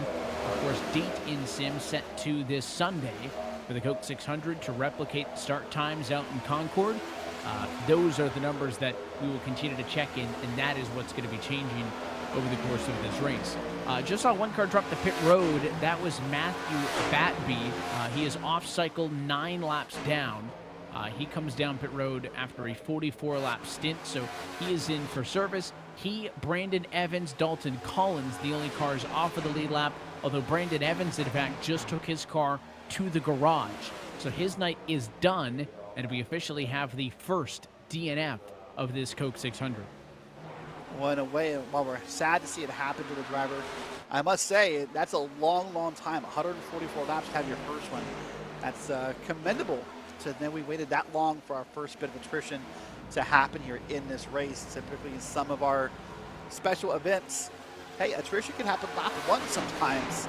So to go 144, that's very commendable by this whole field. Yeah, just that one incident that involved 2 cars early. There's been a couple of single car issues, some cars getting to the fence, some near misses. There has been your anticipated amount of drivers not happy with one another and some complaining or venting, I think maybe is a more fair word on the radio, but all in all, it has not been out of control. And again, I don't know if you necessarily have to pat everybody on the back for doing what is expected of them, but this is a long race. There is no reason to be driving over your head and wrecking race cars before you're even inside of 200 laps to go, right? The Coke Series race here this past Tuesday was the longest race of the season. That race was 160 laps. We have just under 2 of those still to go race length in this one. So again, just to put into perspective how long 400 laps and 600 miles is here at Charlotte. Yeah, it's a long, long time. And as someone who drove this event last night, Evan, it feels like forever inside the car.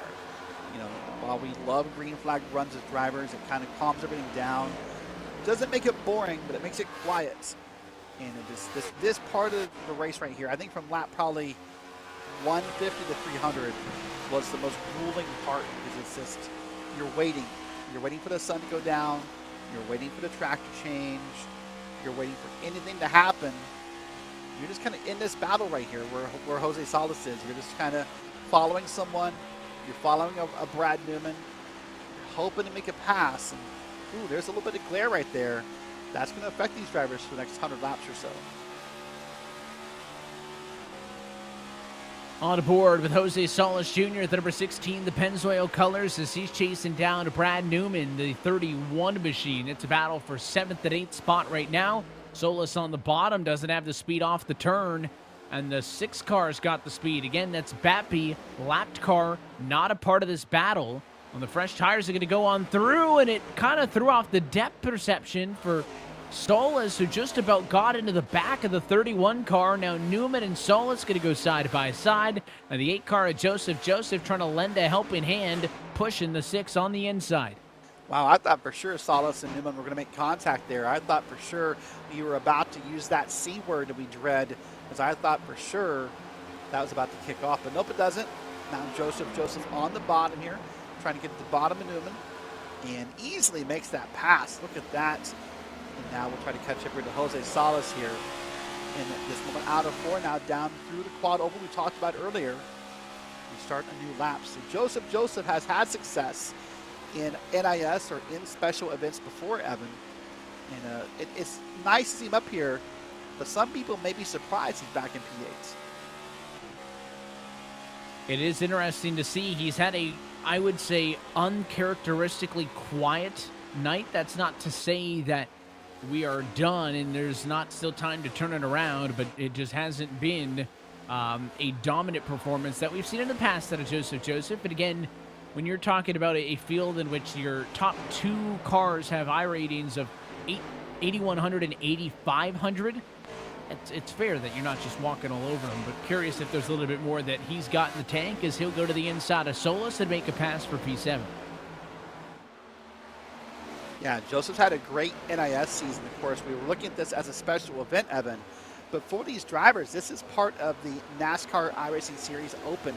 This is a season-long, a NASCAR year-long event that happens every week. Now, not every race is full length. Most of them are half-length races.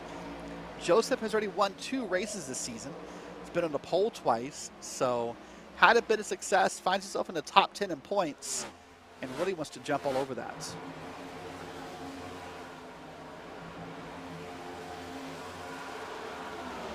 You see to the inside of the number 9 machine. That time goes the 20 Scherer Jr., the 34 machine behind. Joshua Watson lost a spot to both of these cars, and what a dive for Dan Shamoon. Got, I don't know if it was sideways or trying to aggressively cross the 20 over, but it was a bit of an aggressive snap or a twitch as he came off of turn number 4, tucks in line, no harm, no foul. Now the 34 of Watson's got the run. He'll go to the inside of the 9. Now going to try to make that move, and gets down to the bottom with Watson. Going to try to make it stick here, which can be harder to do this long into a run. Typically, the longer a run goes on, the harder it is to get that car to stick to the bottom and have speed in it. So you see, it doesn't work, and in fact, he's going to get passed here by our pole sitter.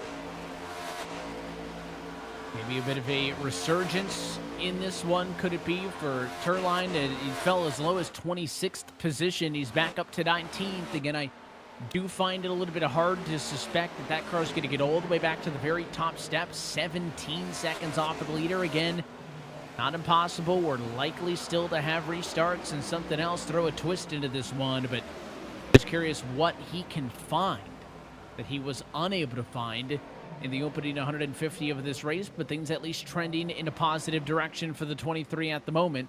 He's going to clear the 9 topside, so give him P18. That's 2 spots gained in 2 laps. Yep, now they're going to try to make a run here on P17.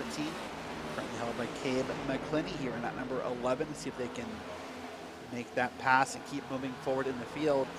I saw a question go by in the chat, Evan. I just thoughts on it. I want to see if you had any about snacks when racing. When doing this endurance racing, whether it be oval or road, do you keep snacks with you? I am firmly in the camp of team no snacks. I might have a water or a bottled iced tea next to me, But I do not eat snacks because there's no bathroom breaks in endurance racing. See, that's the thing that worries me too. But granted, I've never done a Coke 600. I've attempted an Indianapolis 500, but I did not make it to the Indianapolis 200. It just did not go very well. But I have done some 3-hour or 4-hour stints. I've done the 24 hours of Le Mans previously on the service. I actually do not mind drinking during a run, but I can't snack. I find the process of, I don't know if it's the chewing that's distracting or if I feel like there's more variables. Is you see the 3-car screech to pit road. That's Brad Newman. Remember, he was one of the first cars to pit, 54-lap run. So his car's down and in. Still seems a little bit shy, but Newman the first of those cars to come down for their 3rd service tonight. I've always preferred to drink fluids over eating. The restroom situation does not bother me. I'm somebody who has gone on a 16.5-hour flight in economy and not gotten up once. I can lock in. It's more so the clumsiness or the extracurriculars that comes with food that throws me off when we're talking endurance racing or something else in the sim. Yeah, and someone in Twitch chat brought up, drivers can get protein bars in real life, and they do. We see it sometimes both in road racing and even sometimes in NASCAR racing. You'll see the crews talk about snacks and protein. But yeah, I'm just not an eater. I can't do it. You're right. I would like to be 2 hands on the wheel, and if I need to find a bag of chips or a bag of pretzels, my eyes start to wander, and bad things begin to happen. My favorite thing is as well, we could probably dedicate every 20-lap segment in this race to a do you or don't you. Socks versus barefoot, shoes versus no shoes, gloves versus no gloves, paddles, H pattern, triples, singles, and probably not run out of time. That's one of my favorite things about kind of the sim as a whole, but obviously it especially when you're talking about trying to tailor your sim rig at home to make you the most comfortable. That comfortability is never more important than it is in long races like that. And that's one of my favorite things about the sim is just how dynamic it is and how different one setup is to the next. As we look at this battle back here in 21st spot, the 35 car of Johnny Baldridge backs out of this group here, clearing the 17 to the sheet of Alex Murray. Or sorry, that was Matt DiCiani, 23rd and 24th. Yeah, great battle going on back here. Maybe one of our first looks in a while back this deep in the field, but you see they're battling just as hard as they are for the lead. These guys are trying to build some momentum and make things happen for you. By the way, Team Sox, this sim. That is the only correct take. So I agree. Yes. You're 2 for 2 on opinions. I'll take it. I now, think somebody don't get me started said, on putting stuff on French fries. Well, then you're just a cool take on that. I think somebody had mentioned, by the way, earlier in this race, when I was asking in Twitch chat as well who they were rooting for, that somebody was pulling for that bright pink 36 of Maggie McGuire, and that 36 car is up 13 spots. Just lost one there to Baldridge going on through, but there is no way that you are losing that Toyota on the racetrack. Yeah, that's very true. Yeah, but I think it's pink. If it comes around to the side, you see there's even purple flames on the side of it here. So Maggie is a Boston native and someone I've gotten a chance to know over time. So always great to see Maggie out here racing in the top split and really trying their best to make things happen. In fact, I think about that car number, Maggie may have been the last person to make top split tonight. Evan? Yep, seeded number 36. Of course, the split's all determined based on iRating. This top split having the 1st through 36th highest seeded drivers based on iRating. Your number 1 driver based on iRating, Nicholas Vroman. I had mentioned that earlier with an iRating of 8,734. Maggie McGuire ranked 36, 5,259. It's worth noting the lowest in this top split, I think, still clears double what I've got. You know, I'm surprised you focused on Maggie McGuire, Evan, with that pink version of that Boston Bruins logo in the front of the car. I thought for sure, being a Vegas Knights guy, you would have avoided that car. The Bruins are out, so we're all in the same boat, you know. Yeah, not the year for your Vegas Knights. No, but the Stanley Cup replica that I've got in the background of my shot will live on for a while. As a basketball fan as well, my Toronto Raptors have not been doing great. And even though my Toronto Raptors, no one says that. but one of few, and even the 2019 championship, somewhat 5, maybe 6 years removed from now, even when, they finish another season like 20-60, I still don't feel that bad about it, because that's the recency of the success is good enough. So I will happily ride the Stanley Cup success well into the future before I turn bitter, like Leafs fans have been for decades at this point. Oh, shots fired right there. Live. Oh, speaking of shots, there was a shot into the wall right there. We saw off of turn 4.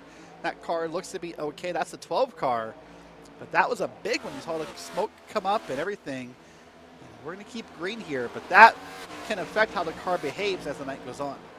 That was that 3 of Jacob Schneider, who got into the outside wall there. Car's going to be fine. He's P5. Honestly, haven't talked a ton about Schneider tonight either. He's one of the highest running drivers that has yet to lead a lap in this race. Also, I don't know if it's time to focus in on it quite yet, but Seth the Merchant, he's closing in on the battle for the race lead. Michael Conti was, 3 seconds and change ahead of him when they completed the previous cycle of green flag pit stops. Now that gap is down to 0.6 of a second. So DeMerchant has been better, I would say, pretty consistently over the course of this run. I don't think Conti has backed it way down. I wouldn't think that you would blow and let a 3-second lead evaporate just to be conservative. Maybe if we're talking about closing in on 10 to go, you work the gap a bit. So I think DeMerchant at this stage in the race is better. Conti, though, has led 76 laps. DeMerchant has led 0. So the 2 cars still need to break through, and there's a couple of lap cars in between them, separating them at the moment. But we're not quite at a battle yet, but we're getting awfully close to Seth the Merchant has been chasing down the top spot. Yeah, doing a great job here is Michael Conti, just letting some cars by, not battling those. He doesn't need to battle, just letting everything happen here. But let's take a look at a replay here of a pit stop from the 16 machine. That's Jose Salas, and just going to overshoot it just a bit, backs it up in the stall. That seems minor, Evan, but I can tell you that effect on your on-track time will be massive, and you will feel the impacts of it for the rest of the race. And it's tough for Jose because he was in 10th position when he brought that car down pit road. He made that mistake on pit road entry. I'm also not too sure that he didn't get a speeding penalty as well on the entry, and he has yet to leave the pit box. I don't know if there is an extracurricular issue, something with the sim, something at home that he has to step away to attend to, but that almost reads to me like Jose had a top 10 car and he threw it away with that mistake. And look at these cars trying their best to not throw it away, 3 wide off of turn 2. Yeah, doing a great job here. The 31 machine's already pitted here, so keep that in mind as we're watching this battle go on. It means he has newer tires, but they're both doing a pretty solid job at keeping in contact with one another as we now work lap 174 of 400. And that's Joseph and Patrick Gitter, P6, P7 on the track. Closing in on to pit service. You mentioned a couple of cars have been down. Solis still on pit road. We've seen Brad Newman, who notably pitted first on this cycle. Alex Murray, Joshua Watson, Paul Brigoli, they've all been down pit road. But we saw some of the drivers go upwards of the low 70s on a stint, if that's believed to be the max. We are about 10 laps away from wrapping up a cycle of pit stops. The math also is pretty close on this, right? If we can use 70 as an example, there are 225 laps to go. If you could get 15 more laps or close to that out of it, you'd get to 210 laps left in this race. You could then go 70 to get to 140, 70 to get to 70, and essentially break it out into 3 more stops to the end of the race. But that would be on the long end of a run. You'd have to get about 73 or 4 laps out of every run to make that number happen. Again, the numbers would suggest this will not go all the way to the end, but it's worth noting there is a path to being able to make this on a pretty tiny number on green flag pit stops. Yeah, and you talked about maybe Michael Conti backing it up earlier and backing up that run, and maybe now you sort of hit on wide, maybe making sure he hits that target number of pitting here so that he could make it without the little extra stop at the end. But this battle right here is still going on. This right here has got Gitter in it, and he is trying so hard here. But I think we're starting to hear the first calls for pit stops coming across the driver radio. The radio's starting to light up. Patrick Gitter says that he'll be coming down pit road. Michael Conti, the race leader, misses pit road. It was a late decision. The 5 tried to get down, was too late on the brakes. A huge mistake for Conti, and Seth the Merchant goes to the race lead. He says on the radio he's pitting. There's a second look at the botched entry. Not even close. I almost makes me wonder if his pitting decision was a reactionary moment to drivers on the radio saying they were pitting. And hold on, he's out of gas. He's definitely, look at that. If he's not out of gas, he's way down early. What is he doing? Like, maybe just being sure he hits it this time? It just seems strange. 64 laps again. The math isn't math, and if you want to put this into a nice even number to get to the end, I think you'd want to go a little bit later. Conti makes it down pit road on his second attempt. DeMerchant down pit road as well. That 2 car very likely going to be the driver to cycle through as the leader when this pit cycle has began. Yeah, Conti slowed down on the apron the second time has me a little perplexed because that's not the kind of thing I would expect to have seen here. Here comes Hoffman down pit road, led part of this race early. Love to get back up here and lead to more of this race. That was a beautiful pit road entry. Service complete for DeMerchant and company. They will cycle out 15.7 seconds for some of those drivers as they get back out onto the racetrack. And in fact, just watching my numbers, I'd want to double check it, but I'm showing Seth DeMerchant as a slow pit stop. We'll have to double check it as Schneider pits from the race lead. But it looks like a slow stop for DeMerchant. Curious if he had some sort of a penalty hold in the box. Spent about an extra 10 seconds in there after he completed adding tires. So Conti misses the pit lane entry. It hands the lead off to Seth DeMerchant, who makes some sort of an error, spends an extra 10 seconds in the box. So both of your top 2 cars, some of the top talents on the sim, big self-inflicted errors here in this second cycle of green flag pit service. And that's what we love about endurance racing, whether it be oval racing or road racing, either side, is these moments right here where things kind of look wrapped up. It kind of looks like maybe we've gone to a foregone conclusion. And just like that, in the tick of a second, in the tick of a lap even, it's brand new. It's wide open. We're gonna have new names up front here. Already we're back to Turdland back up here on the lead, and we're gonna see others come around here and lead this race. And that's almost another point to bring up about races like this, is when the margins are tight, intervals absolutely matter. But I would say you will lose more Coke 600s based on a self-inflicted major mistake like that, where you throw away 10 seconds with a speeding penalty or throw away 20 seconds with a missed pit lane entry. I'd say you're going to lose this race more times with that than you're going to win the Coke 600 because you got an extra 1/1000th of a second out of it on a green flag run. These long races tend to be about not standing out. Yeah, and that's sort of maybe the falsehood that you have in your mind because of the recent eNASCAR victory, the recent NASCAR victory from a couple weeks ago, the .001s we're seeing. You kind of get that stuck in your head, but that's not always the case of what happens. By the way, in that small box replay we saw where Seth DeMerchant came in hot on pit road. So I believe that supports your theory, Evan, that he had a penalty to serve once he got down there. Brandon Bakey gets an opportunity to lead a lap. He comes down pit road, and then just like we saw earlier, Brad Newman has cycled through to the race lead. You talk about the international appeal of this race, but Brad racing out of the Australia, New Zealand region, it's got to be real early in the morning for him to be competing. But he's out here leading laps. Again, pitted very early, 26 laps ago, about 20 laps earlier than anybody else, so had the fresh tires, reaps the benefits, cycles through to the lead. He'll be slow on the back end now and will then cycle back out. But we pick up the pieces. Nicholas Vroman is the name that I want to talk about because it was Conti, then DeMerchant, then Vroman. Well, Conti with his mistake is 9th. That's about a net position of 8th by the time they get to Newman. Again, yes, I know Newman's on cycle, but is kind of off cycle while being on cycle with these leaders. Demergent somehow ended up worse than Conti, despite the pit stop blowout for the 5. Those two drop out of the top 2 spots, and it's Nicholas Vroman, who has had an okay night thus far. He's led 30 laps. He's had some speed.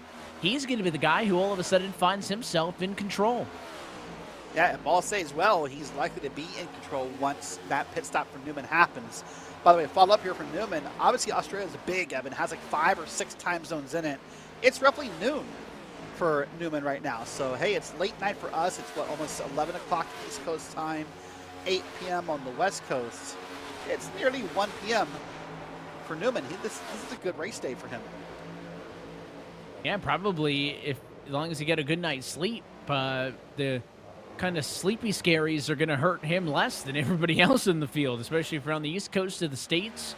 A lot of drivers in the Carolinas, Florida, Georgia, New York, some of the most New England, the popular clubs represented. That's not the only, though, international flair for Brad Newman. You got Jared Borborema racing out of Brazil. We've talked a little bit about him earlier in the race as well. So at least 2 drivers from outside of the U.S. competing in this top split of the Coke 600. Yeah, now Brazil, of course, not that far from the East Coast time zone. I think, in fact, it's only 1 hour ahead. So it is almost midnight already for him. So that will be a little bit of the sleepies coming up very soon.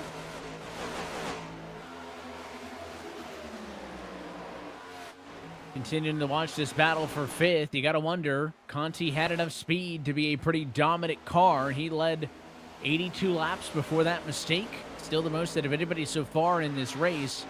Does he simply pull away of Joseph and Schneider, Hoffman, Watson, and company? Does that happen?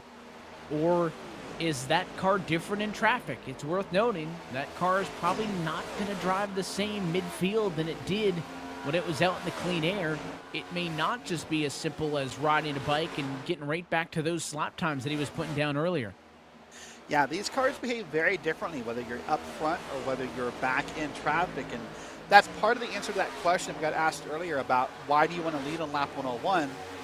Almost every driver will tell you they'd rather have open air. They'd rather not have this issue of dirty air, of all the aerodynamics of cars in front of you, because the car behaves so differently. So Michael Conti will have a hard time. Here's a nice little pack of cars we focus on throughout the night. Maggie McGuire's in the back of that pack. We talked about them earlier. There's the 18 car we focused on. And just a nice, beautiful race going on as we're just continuing to cycle the pit stops. It feels like every few laps at this point. And once you get a little bit more variance in these pit strategies, you can almost go right from one conversation of a pit stop to the conversation about the next one, in the fact that Brad Newman's probably 30 laps away from coming back down to the pit lane regardless, but a milestone stands between us and that is we are almost halfway through this Friday night running of the iRacing Coca-Cola 600. So close it in on that milestone marker where we stop counting up, we start counting down to the end. Right now, watching the battle for 4th. Mike Conti, big mistake on the green flag pit cycle, is trying to get back through the field. Patrick Gitter stands in his way. Zach Novak also takes advantage. He ends up in 3rd position. It's worth noting also, Vroman is about to catch Newman. Again, they are both pitted the same amount of times, but Newman has been pitted about 20 laps earlier, so I would consider him off cycle in that teal and blue 31 car. Well, here comes the one of Vroman. This will be a pass for the race lead. Yep, here it comes. Going to try and make it happen here. And the 31's now getting passed on the outside by a lapped car. This is 22. Here's the pass for the lead. Live as it happens on the back straight, on the high side. And Vroman's just going to come right on by and take back what he feels is his, which is the lead of this race.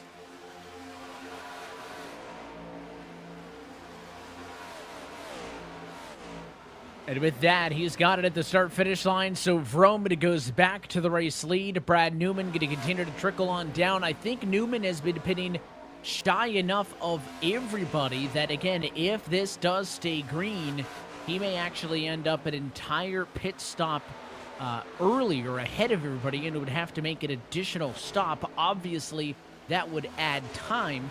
If drivers can't push to that slow 70 number that I said would be required to be able to three-stop this race to the end, then maybe Newman is actually more in line than the current pit cycle would suggest.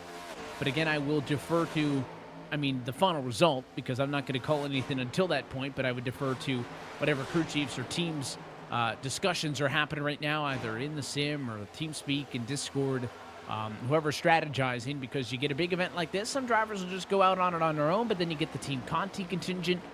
You could bet that they're chatting and discussing what some of those fuel strategy moves will be. Yeah, and that's important to have those teammates with you, whether it be fellow competitors in the race.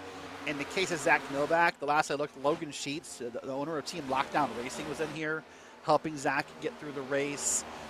We've seen other names throughout the night come into the spotter stand and kind of help these drivers along. And as a driver, sometimes I want that in my ears. I want someone to tell me, hey, here's what we're doing. Here's the call we're going to make.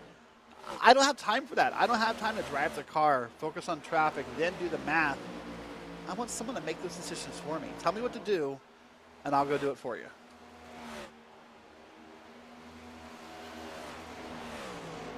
Zach Novak as well, last lap a 30.003, about 2/100ths better than what we saw at a race leader Nicholas Roman. The gap between those two, and they kind of emerged as the leading candidates to be the race leaders after the pit cycle cycled through, would be about a 2-second gap between the two of them. But with Nicholas Roman now leading, Zach Novak is within half a second. So not only is this battle for fourth continuing to shape up with Conti Hound in the back of Gitter, but I think Novak's got an opportunity to go for the race lead as we close it on halfway. Yeah, we may have that battle coming up soon here, as we see Novak trying to make that happen. On screen, though, it's Michael Conti and Patrick Gitter. They're in this battle as well. So what's impressive about this skill of racing we're seeing in front of us is that here we are, Evan, almost halfway, with a few corners from halfway, and it's still this close of a battle. And right on the back bumper that time goes Conti. He'll give a shot to the back end of the 12 of Gitter.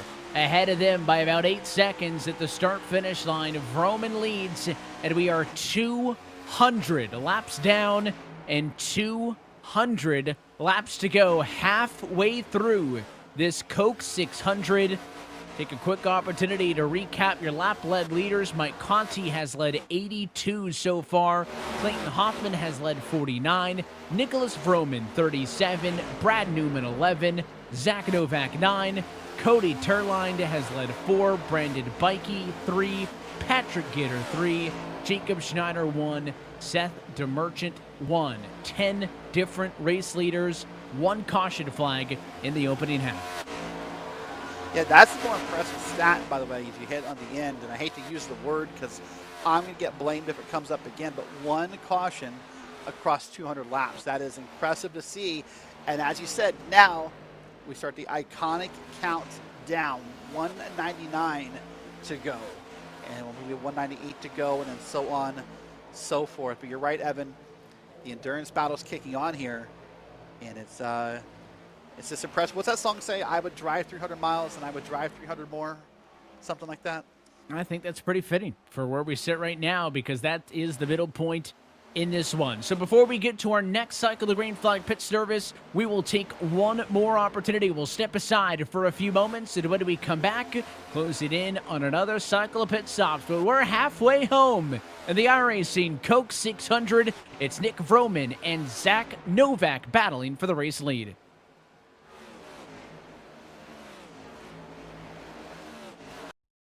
Racing isn't easy, but experiencing it is. iRacing puts you in the driver's seat with the industry's leading sim racing game. Drive on laser scan replicas of the greatest racing circuits from around the world. Go head-to-head against other drivers chosen by skill-based matchmaking to ensure competitive racing at every level. Compete across all your favorite series. In officially licensed cars engineered to deliver the most accurate driving experience possible.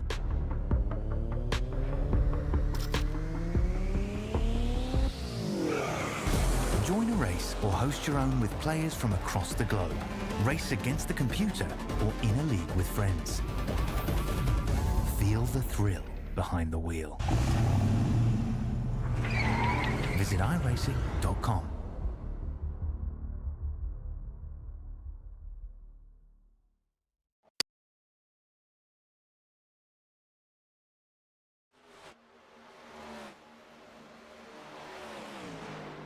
And back live from iRacing's virtual Charlotte Motor Speedway as we are past halfway home in this 2024 iRacing Coke 600 special event. And happy that you're with us on this Friday night here with a special presentation of RaceSpotTV on iRacing Live. Myself, Evan Pasoko, Derek Watson in the broadcast booth. Our producer downstairs is Justin Allis. Not that far away from another cycle of the green flag pit service, Zach Novak has made the pass on Nicholas Vroman, and the 4-car has returned to the race lead inside a halfway home. So let's go down track level, take it all in with another round of RaceSpot Fan Immersion.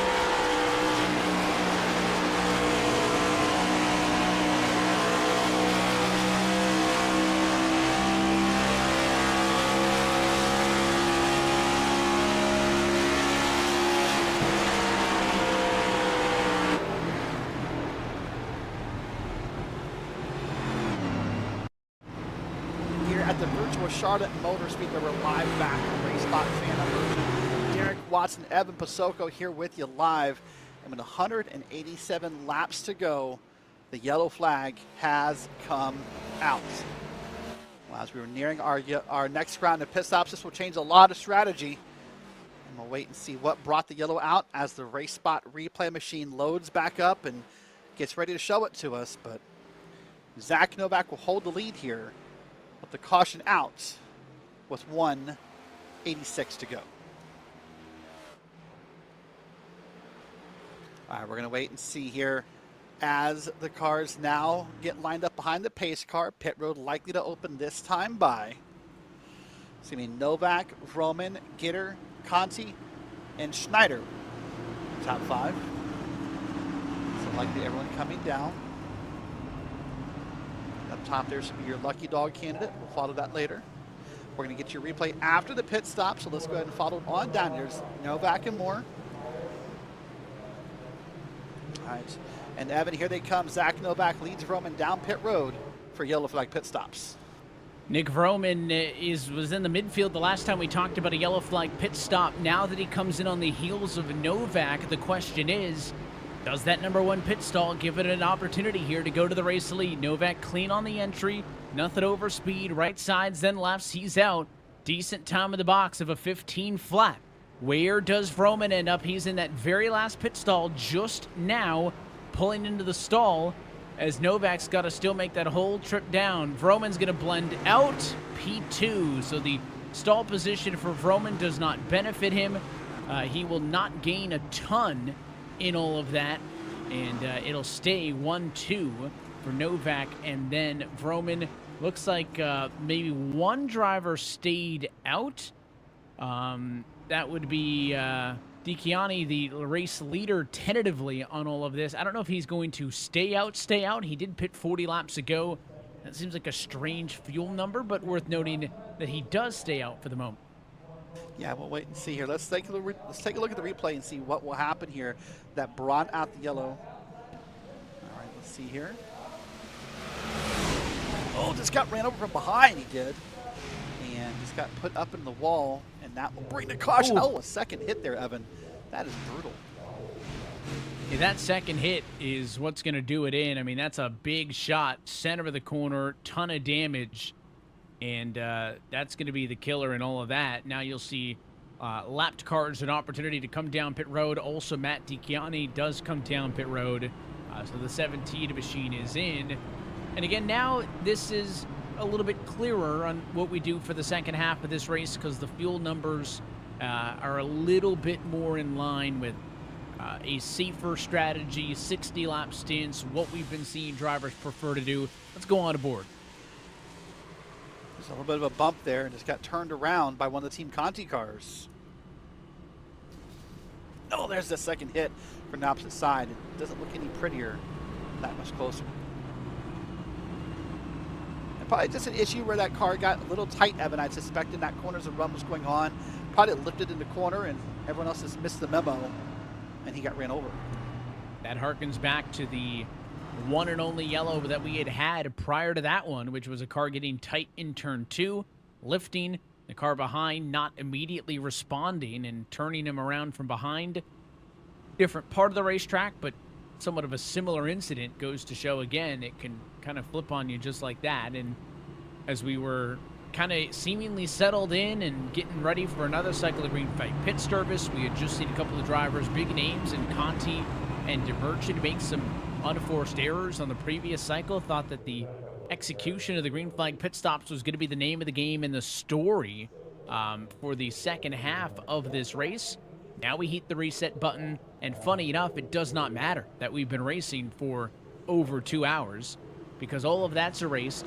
Nothing that's happened to this point matters anymore. Now you got to reset and go at it thinking it's a 182-lap race, which is, I think, what it'll be with the lights out. Yeah, it's down to base being a regular half-link, NIS race, maybe a little bit longer than that as we do most weeks here on the service. But what stands out to me about the number, though, Evan, at 163, that means this is not a one pit stop race. No matter how you cut this cookie, they're going to need a splash of gas at the end if we stay green. So no matter who you are, Novak, Roman, Conti, Gitter, anyone, you're going to have to pit twice here. Now, I can't imagine a world of fuel saving where you get 80, 81 laps out of this car. And it ties back in with, I had thought that there was a path if you could get 72 or 73 on a stint Most people were going for 60s. This lines up much better with that because you could go 60 laps from here. You could go another 60 laps and then 63 to the end to get to the 183 total. This brings things much more into a preferred fuel window range. Now, the caveat there being, you get yellows in the second half of the race, we're not going to be spread out as much. The chance for more restarts and more shakeups has increased.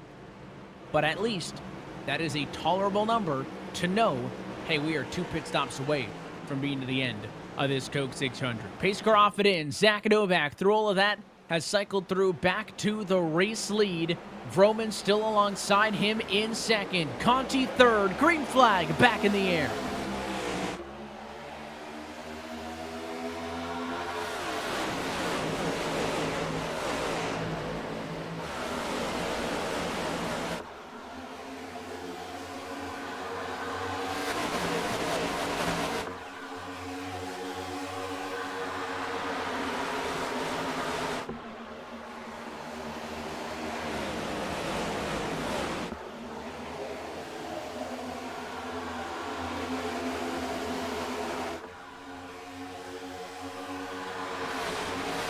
I'll tell you, Evan, as they move around here and get another lap in under books under green, is there not a bigger benefactor from that caution than Michael Conti? It felt like we just had a conversation about how he missed a pit road, how he had a slow pit stop. He was definitely, almost destined to throw away this race. And here he is, P2, like nothing happened. Kind of felt like we were wiping our hands of him when he was back there in P5 and 6 after the mistake, but gets the benefit of the yellow. A, for track position, but also just time-wise, right? The seconds that he was behind get erased. He makes a pass there on a Vroman who trickles down to P4. And now all of a sudden, Mike Conti, I think, back in the favorite seat. Yeah, he's got to get around Zach Novak, but between the two of them, Conti's been the better car, and that mistake has kind of been absolved by the yellow. I mean, look at that. Even in that talk, look at P6. Seth the Merchant had the speeding penalty in the front. Got held on pit road for 27 seconds, including a stop. He's P6. So obviously, this caution right here was a great equalizer. Brings the heavy hitters back into it to Merchant. A little bit more work to do, but it's manageable as he watches on from the number 6 spot. Down the backstretch, the 4 of Novak still leads. Here comes Newman looking to the outside of the 12 of Gitter. That battle going to be for third. And a great representation for Team Conti here at the front of this field. We got many paint schemes at the front here with the Team Conti livery and name on it, as Novak got a little slow there in the corner, and now they're almost 3 wide out of it, and it's Zach Novak here up front, and wow, it's so tight. Zach Novak sounds like he missed the shift. It accidentally double downshifted on the exited turn number 2. Spooked the 5 of Conti. He apologizes for that, but it's going to cost the 4 of Novak the race lead. Now he's in the thick of things. He'll be behind the 31 of Newman, ahead of the 5 of Conti. This is the situations, and this is the kind of battle that makes you nervous, though. 13 loose that time on the bottom. It's lapped car, Derek Heitman. And now he'll hit the eject button, get out of the way of the leaders, but it's going to force 3 wide. Yeah, Heitman's trying to get out of the way as best he can here. As you said, he is a lap down. Did not want to be involved in or affect the battle for the lead in any way. But now as he's trying to kind of get out of the way, he sometimes ends up being more in the way. Well, despite the fact that it feels more tense, up front, drivers still loose on the radio. Again, there's so much familiarity with a lot of these top names against one another that we shouldn't be shocked by that they're probably the most comfortable and the margins are the slightest. And it feels like in the past, 10 laps or so, Evan, the driver chatter has picked up. A little bit of playfulness, a little bit of trash talk, a little bit of back and forth coming in here. It's like everyone's kind of woken up here now that we're past halfway. Now we're in the race, so to speak. I think a lot of that's a bit of a snap back to reality for the drivers after that yellow, right? Again, you get on the long green flag runs. I don't know if tunnel vision's the right way to describe it, but you just kind of really lock in and you get so focused on what you're doing, and you don't have that mental snappiness, if you will. And the yellow kind of wakes everybody up. It's an opportunity to stretch. You get down pit road, you loosen things up, and maybe it's a good reset point especially for it to happen right at the midway point in this race. Again, 2 yellows through about 200 laps and change in this race. Very good pace, very good discipline throughout the field for all 36 cars in this Coke 600. We've had about 3 or 4 of them go to the garage, but still 26 cars on the lead lap is a healthy number. That's a very healthy number for how far in we are. Yeah, very, very healthy here. So I'm going to keep turning laps here and wait and see who can move their way through the field. Now we got Newman up to the front, by the way. Newman is back up front here. He has gotten past Novak. And now it's Newman, Novak, Conti, DeMerchant, and Gitter, your top 5. And Newman made the move coming to the end of lap 224 a few laps ago. Zach Novak does not want to roll over and give this one up. Again, Novak did not take a qualifying time. Started way back in the field. One of the best bits of those opening, 50, 60 laps was watching him charge through the field to become a factor in this race. He's had ample time up front. So has Newman. So has Conti. DeMerchant, I don't know what to think yet of the 2 car. He had just gotten to the top spot before he made a mistake on pit road under the most recent green flag cycle. He's been in the mix all night, but's only led 1 lap. Does the 2 car have that little bit more? And if he does, this is a pretty stout top 5, top 6. I don't even know where I can start. I mean, Clayton Hoffman down in 8th has led 49 laps. The only highest running driver without a lap led is Dan Shamoon, P7. He's been a bit quiet, but he's holding his own with these cars right now. Yeah, doing a great job is Shamoon. Someone we barely had any conversations about, but has been involved in battles all night long in that number 9 machine. There he goes by on your screen. And the beautiful blue and white machine here. You know, something I want to talk about for a second if we can, Evan. I love when drivers come out with these bold colors on their cars, because as the sun goes down here and the lights come up, those bright cars, the 31, the 5, the 9, they're going to reflect off those lights. They look really sexy race cars.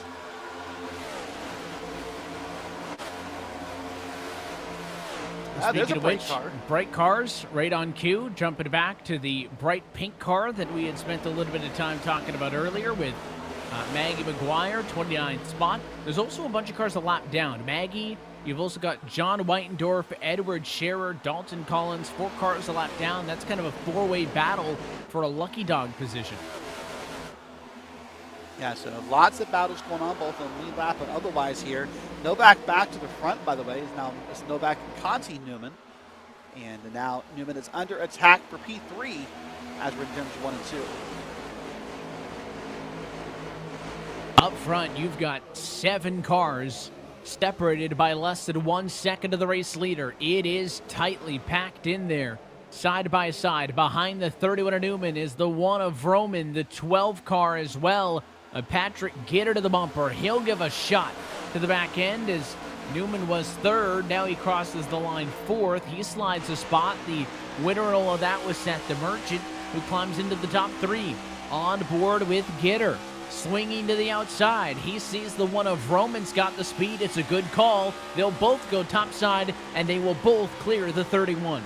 Oh, look at that 31. You see those small wiggles there. Not sure if that's a handling problem or just what's going on, but the 31 once again seems to get to their front, Evan, and then kind of begins that slow descent back in the field. We've seen it before. We're seeing it again here. That's Brad Newman. That was the Australian we talked about earlier, having a pretty solid run. I mean, hey, I say descending back, but if you're descending back to P6, you're having an okay night. Well, Newman saw the outside work. He says, let me take a swing at that. He'll go to the outside of the 12, trying to get it right back from Gitter. No pun intended there.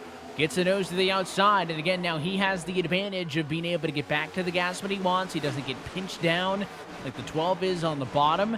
And Newman, just as quickly as he lost that spot to Patrick Gitter, seemingly going to reclaim it on the top side.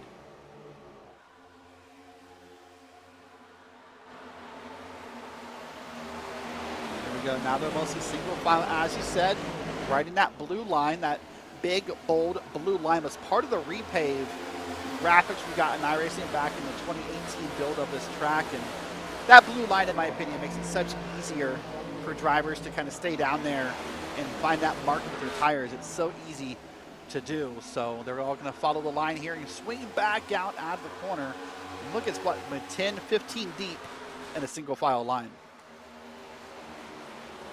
It took a long time for us to get as spread out as we were before the most recent yellow. There's a good wide look at the packed virtual grandstands here at what was formerly Lowe's Motor Speedway. I mentioned earlier that Charlotte was the first super speedway on the NASCAR calendar to add lights for night racing. It was also the first to sell naming rights when Lowe's did that deal back a couple decades ago. A lot of firsts for this racetrack located in NASCAR's backyard. But I always found it, funny enough, one of the last to get a catch fence in turn number 3. I always found that one interesting. Yeah, that's kind of scary to think about when you say it, isn't it? And think there used not to be a catch fence in turn 3. Like, it's kind of weird. And of course, at one point, and rookie oval street stocks are intimately aware that there was no catch fence in turn 3. I do not have that distinction, but I'll take your word for it. Of course, at one point, Charlotte also known for the biggest video board in all of racetracks. That's been beaten a couple times now, I think. But that video board that plays in the back straight, even in iRacing, at one point also a record setter, if my memory serves correctly. The fun facility, I would love to go to a Coke 600 sometime. Again, one of the marquee events, the Roval, of course, a multi-use facility. That track became one of the fan favorites a few years back when it was introduced onto the Cup Series calendar.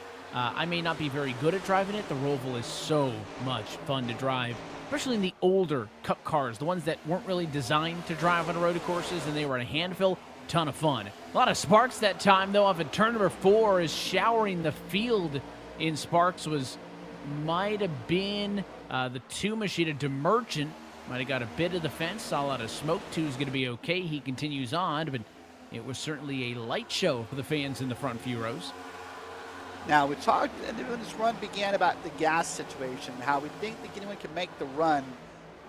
I don't think anyone still can, but let me tell you something. These guys in the back of this pack here, the 9, the 18, the 3, they're likely not full throttle, Evan. They're in this pack right here of cars. They're likely drafting. They won't make the laps needed to make this a one-stopper, but they'll be a little closer than the guys up front. This could be interesting to see when people pit and if this draft affects anything. And it is not an irrelevant point, because even if it does go green and everybody, say, has to be on the 2-stop strategy, which is the way this is working out to be, it is worth noting, listen, if you can come down pit road and you get a pit stop in that you need a little bit less fuel than the guys around you and you can save 1 or 2 seconds, that is not insignificant. Obviously, it's going to be challenging to do so when you need 4 tires, but any little bit, I would certainly not complain about needing less fuel. Never going to be a bad thing. So all those little things could still be a factor, even with a green flag race to the end of this one. First and second, single file, side by side for third. Vroman outside, DeMerchant inside, and Vroman has got it back. Yep, Vroman got it back indeed from DeMerchant. It's still Novak and Conti up front. You see him going by the screen there, so nice tight battle up front. You get a side-by-side battle back here as well. That's Newman on the high side. And now he is clear.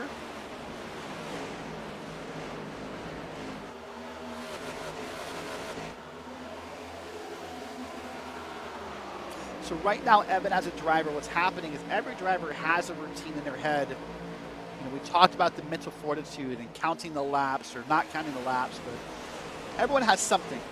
Whether, some drivers listen to music when they race, some listen to podcasts, some prefer silence. I know some drivers who are able to watch TV on a different monitor while they race. I'm not that guy. No, that's wild. Yeah, I'd end up wrecking. But there's lots of different methods of how you get yourself through an endurance race. I know that some drivers like to have pre-race music, some have it during the race, but everyone right now is just trying to buckle in, get comfortable, and be strapped in for another 155 laps. Yeah, I was found, again, at a very non-professional, non-competitive level, that just simply enough chatter with my teammates was enough. Because like a TV show, a podcast, music I could get maybe because you can kind of drown it out at a point. But if I'm trying to focus on every word on a show or a podcast, I think that would distract me too much. But if you're chatting with a buddy and You know, they're not talking hopefully for 4 hours consecutively. If so, maybe don't have them on your team radio. But that kind of chatter, that was good for me to just kind of keep me engaged, but don't overload me. And then the conversations, of course, would be specific to the race as opposed to unrelated topics. Yeah, very true. That's a very, very valid point. I'm a bit of a team talker. I have teammates in my ears, whether they're maybe in the same split as me or in a different split. To hear those updates and kind of hear us all kind of encourage one another is valid. Last night, I'll tell you, when I did my Coke 600, Evan, I had a little Billy Joel one in the background. Yeah, I can respect the music. Because again, you can listen in when you really want to, and then if you don't want to and you have to focus, it can become background noise enough that I get that. So the music doesn't throw me off. I hear you on that one. Yeah, but no, the drivers you hear in driver chat, you're like, oh, I'm watching the real race. I'm like, no, that's too far for me. That's insanity. That's menace-like behavior, to quote mutual friend Joshua Lee. It really is. You just got to watch out for people who partake in those kind of activities. Watching this all up front again, these leaders are not spreading out. We're some 30 laps removed from a pit cycle. On the previous runs, when we got to about 40 is when we started to see the drivers who maybe pushed a bit too much start to fall off. The drivers who saved, they start to gain and take advantage of that. So these next 10 laps are going to be pretty interesting. I mentioned earlier the fact that this long race is kind of one big R&D session. What have these drivers learned through those first 200, 250 laps, will you? Have they limited some of that burn it up or not use enough, right? Or have they all kind of balanced out with all of those runs under their belt that we're not going to see that big separation deeper in the run like we did earlier? What I wonder, because of how much the track will change here with 150 to go, maybe you've not learned so much about the car. Maybe you've learned about your competitors. Look at us. We're down to 82 degrees Fahrenheit. So we're down 3 degrees on the track. A little cooler means a little bit more grip. But maybe you've not learned about the car. Maybe you've learned about those around you. Maybe you've learned who's patient. You've learned who will bump you, who's going to race you hard, who's going to try to, chop off your nose, who's going to do this and that. That's what I think you're learning a little bit more than the car with this long race. By the way, look at that. The lights are on up at the top of the track with that part of the race. But I think you've learned about each other more than the car. And again, I mentioned earlier as well, there's a little bit of familiarity as well. So drivers will have some implied knowledge or even intimate knowledge about how each other runs. If it's somebody you occasionally run with in NIS, in these special events, or in the case of DeMerchant or even Novak and Conti, with those two having run together for a Coke Series season, you'll know each other's playbook a lot more closely. Battle for the race lead is on, though. The 5 of Conti looking to the inside of Novak. The 4 seemingly concluding that he wants to stay on the outside. That has been the defensive lane tonight, but man, that 4 was way up and in the seeds that time in the center of the corner. And the 5 is through and clear. Mike Conti going to go back to the lead at 147 to go. What'd you say? It's been 10 years since he's done it. Doesn't look like he's missed a beat, Evan. Looks like he just belongs right there in that car in this race at this track. Of course, retired from full-time eNASCAR Coca-Cola iRacing Series competition, not because he couldn't kick it anymore, just different goals, different time in his life. Still has that talent. It's somebody who was at the top level competing for wins no more than a year ago. It should not shock anybody that Michael Conti has still got it. And in his return to the iRacing Coke 600, having a much better time tonight than he did last night.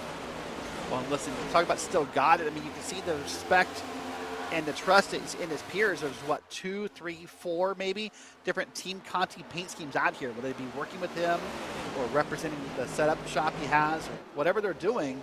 The fact that people are willing to run a paint scheme with your name on it says they still trust you. Yeah, that Team Conti team still heavily involved in the Coke Series with a lot of drivers on the technical alliance side, so back-end relationships with drivers and teams and setups, and there's kind of a public-facing front to Team Conti as well for drivers who want to sign up for driver coaching and setup building and all those different aspects. So, yeah, well, Mike has stepped back of driving in that very top level.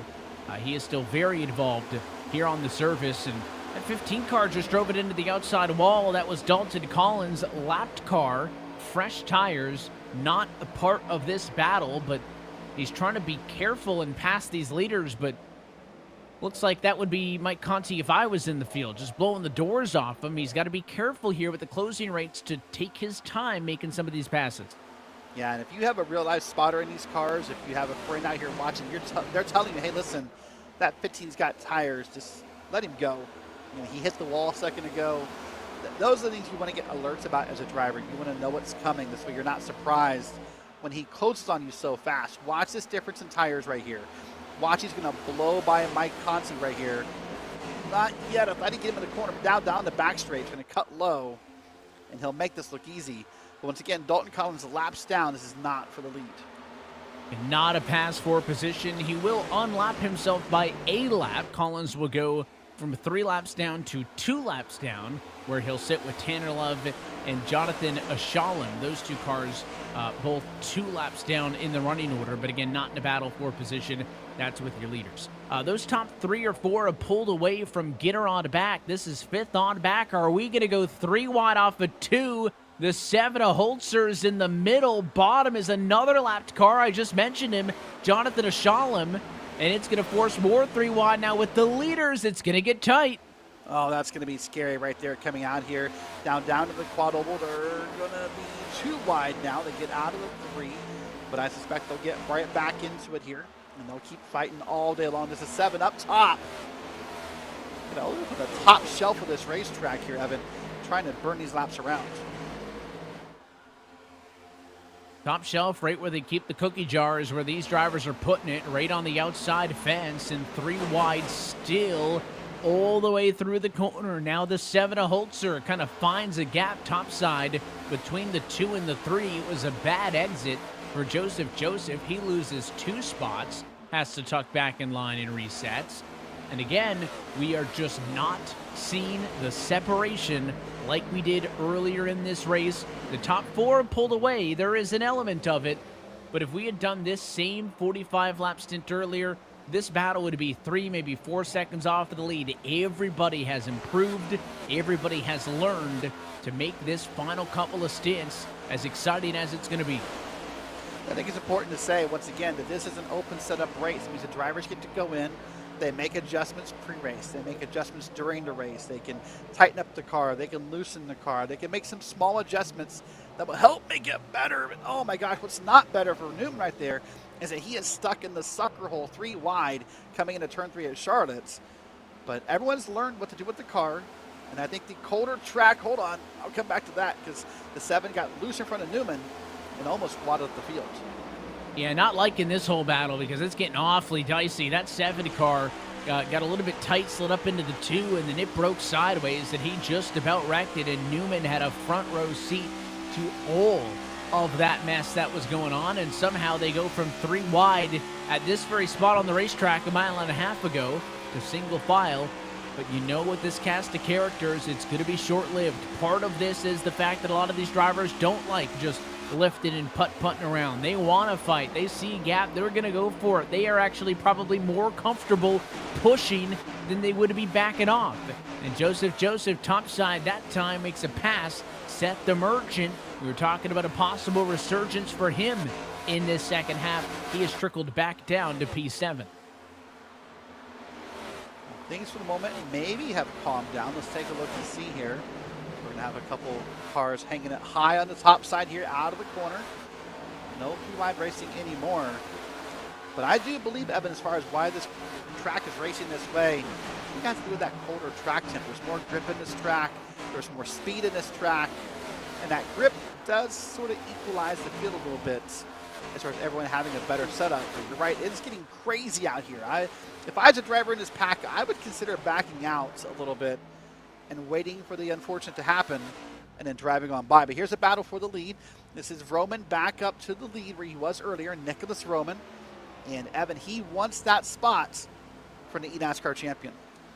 He really does. These two are 1.5 seconds ahead of Zach Novak. In third on back, it is Roman versus Conti. Conti's led 95 laps on the night now. That's almost double what anybody else has. Vroman has led 41.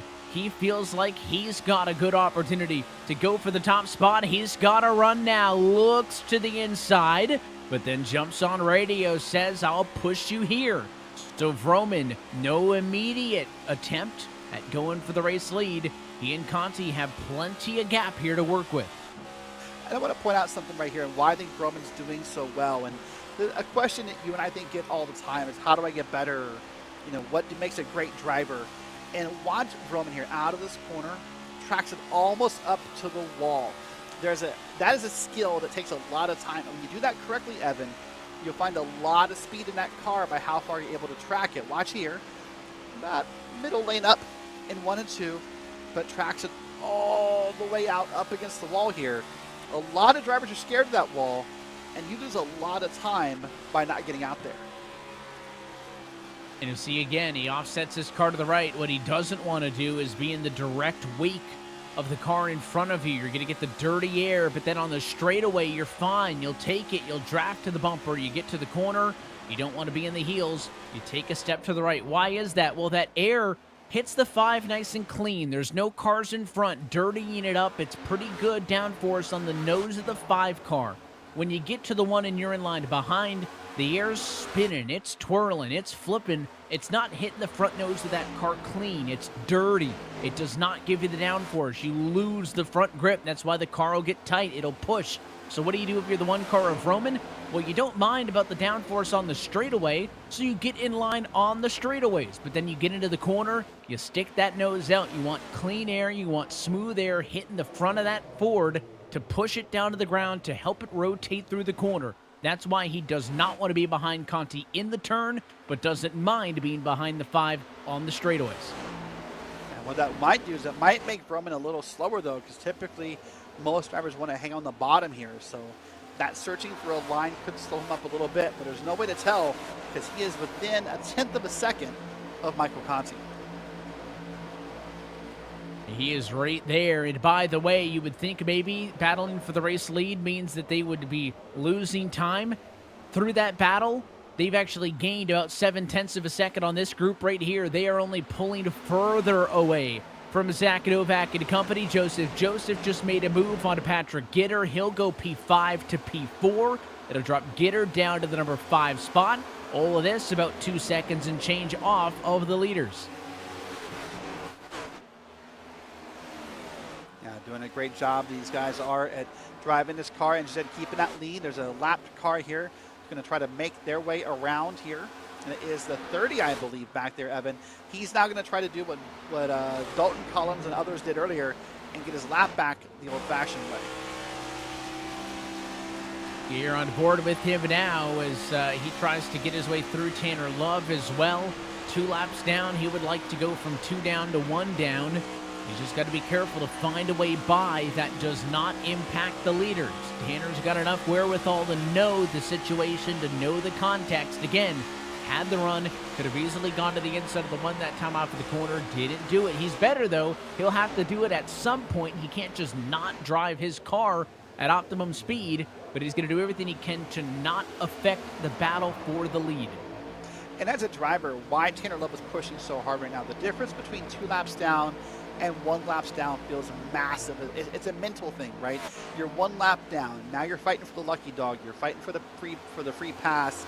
You're hoping for a wave around if a yellow flag happens. When you're 2 laps down, it's just so different. You don't feel that ability, that moment can happen anytime. It's a big moment. It's still laps down, but it's just a big thing. Here's pit stops, so hold on. That was Zach Novak down pit road. Novak said it first on the radio. He's followed down to pit road. Novak is in. Schneider is in. This makes sense. They pitted about 60 laps ago. There's 126 laps left in this race. You pit now. You do another stint of about 60, and you make it 3 even runs on a 2-stop strategy to the end of the race. Dan Shaboon says he'll be coming down pit road. That car has trickled down a little bit. It sits in 12th at the moment. Conti not pitting from the top spot. You know the undercut is going to give drivers an advantage, Caution. but there's a caution in the middle of the pit cycle. Dan Shamoon said he was pitting, then made a comment on the radio. I think somehow the 9 must have been involved. He is upset on the radio, and there is a heavy bit of damage to the front end of Joseph Galata, and those two are still chirping on the radio with each other. I believe the comment was, did you not hear me say pitting? So by that, I'm going to assume that the 9 is somehow involved. Let's take a look here on the Race Spot replay machine. This is from the 10. And the 9 said pitting, and oh! Someone did not get a copy of that memo. It is tricky to pit at really intermediate racetrack here in NASCAR, but Charlotte, you need to slow down on the banking. And there have been kind of trick pits tonight where the Contis and some of the other drivers, Derek, have not given advance notice that they're pitting and have snuck down pit road. It's easy to say don't brake on the racetrack, but it was very clear on the radio that he was going to be coming down pit road, and to maximize pit entry, you have to brake on the banking. He did push up there late, I'll say that. The 9 under braking pushed up the hill a little bit, but in my opinion, if you're yielding to a car pitting, it pushing up 2-3 feet shouldn't make a difference. You shouldn't cut it that close. Well, and I'm not so convinced, even if he hadn't pushed up Evan, that he would have got by clean. I think that's the bigger point. I think that's how close that was here. But pit stop's now underway for those who had not. We'll discuss the implications of this in a moment as far as who is where, because there's some cars stuck a lap down here. But everyone down pit road, and we'll see everyone take 4 tires and gas and prep themselves for one last green flag pit stop. Again, 4 tires and a fuel. There was a mistake from the 7 car overshooting the box with James Holzer. That's going to cost him some time. Drag race off pit road. Conti stays 1. Vroman 2nd. Clayton Hoffman comes off of pit road in 3rd. How about the 18 car making some moves? The car we saw dominate early wants to bookend this race. Let's see if he can get back to the front and be up there the way he was when we went green 2.5 hours ago at this point.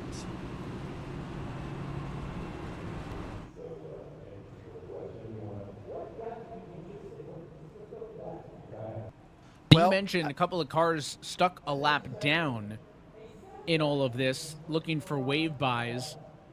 Zach Novak, I think, is the one that jumps out to me. He was the very first car to pit. It made sense on the number. It's simply just the timing of the yellow that is going to trap Novak a lap down in 25th position. He'll obviously try to look for a wave buy. I don't know if it's going to be granted based on where they run on track. We'll wait to see where scoring updates them this time by the stripe. It is going to show that he is back on the lead lap, so he will take a wave around. But now Novak's going to be at a tire disadvantage, and all that work that he did to start back in 29th and drive through the field is going to be erased because he's going to have to do it all over again. He has scored 23rd.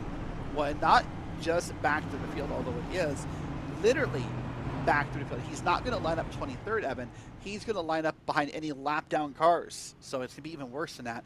Here's the list of wave rounds I see. Brad Newman, Shane Davis, Jonathan Oshlam, Zach Novak, Jacob Schneider, and Paul Bergoli are all going to get the wave around here.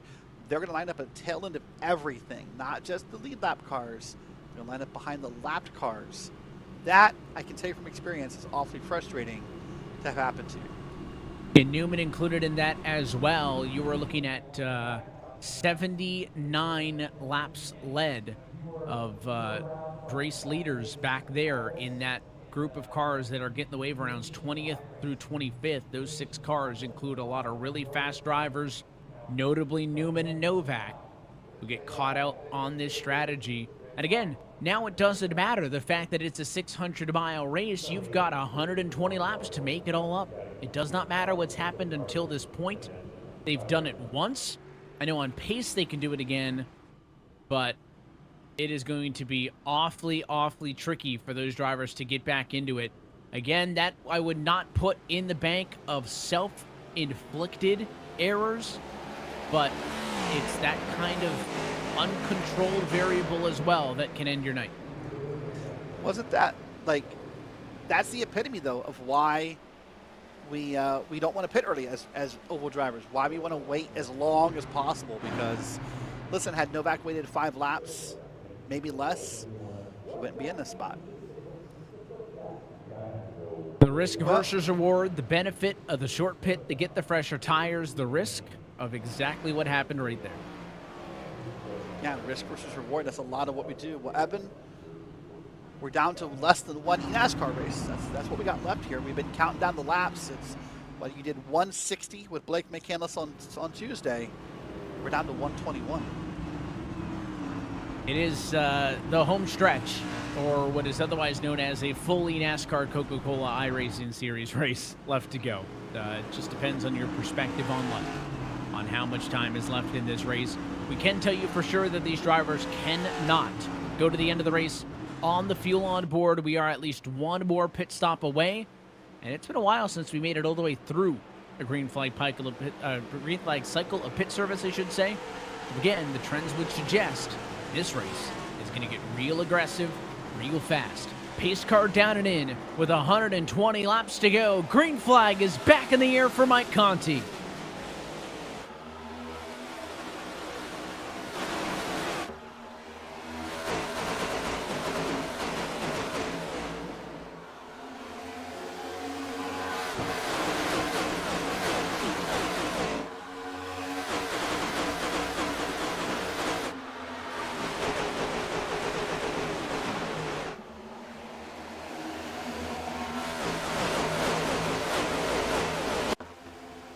Dan Shaboon going to be forced to come down pit road. I'm assuming some type of a penalty or an issue for the 9 car, who was a factor earlier on in this race. It doesn't affect the leaders. They stay green. Top 5, single file. It's Conti, Hoffman, Roman, 1, 2, and 3. Conti got an amazing jump there on that restart. You saw him have a bit of a gap as he went by the line, already on Hoffman and then Roman. So he's kind of maintaining this gap here and trying to stay out front is the goal for Michael Conti. But here, Joseph up to P4, by the way. That's a big name that could get involved here. And he wants to add his name to the list of lap leaders in the Coke 600. He wants to. He's been up and in the mix. Joseph is yet to lead one. Alex Murray. How about Cade McClenny? 2 names we haven't talked a ton about tonight. They're inside of the top 10. They've got a decent fighting shot at being in this conversation. That's the big thing about the first 300, even the first 350 of a race like this. Don't take yourself out of it. Stay in contention. Most of this race has been pretty uniform. The timing of the yellows up until the last one hasn't caused a big shakeup. They've been on or about at fuel numbers. Everybody has, for the most part, all made the same choices. This last yellow, the first big strategy shakeup, and even then, the drivers caught out pale in comparison to those who stayed on the same call as one another. And you see the herd of cars in the back here. Those cars you talked about who got stuck being at the end of the line. There's Newman up top in that blue and green machine racing around the 9 car who just pitted. Here's others. Here's Zach Novak now. Got 3 wide ahead of him. It has no time to lift.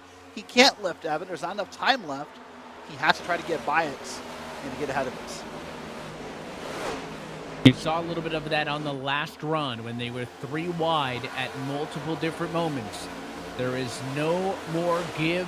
It is almost all take, and it's funny to say that still over 100 laps out, but when your total race distance is so long, 115 feels like the home stretch, when maybe in a normal race we'd be talking about closing it on halfway home if we're in a half-length distance.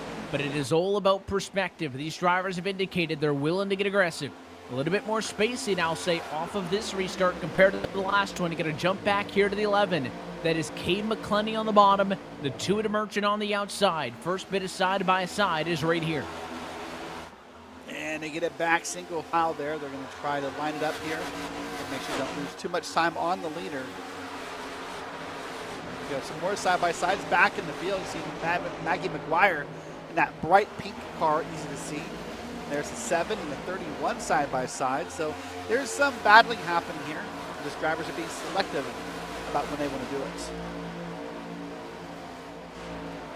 And at this point in the race, you can still pick and choose when you make the move. We get a little bit later on. You're just going to take whatever comes to you on board here. Coming off of turn number 2, it's Zach Novak tucked up behind the 34. Got stuck a lap down, had to take the wave around, and Novak is doing everything he can to charge back through the field right now in P16 with a lot of traffic blocking the road in front of him.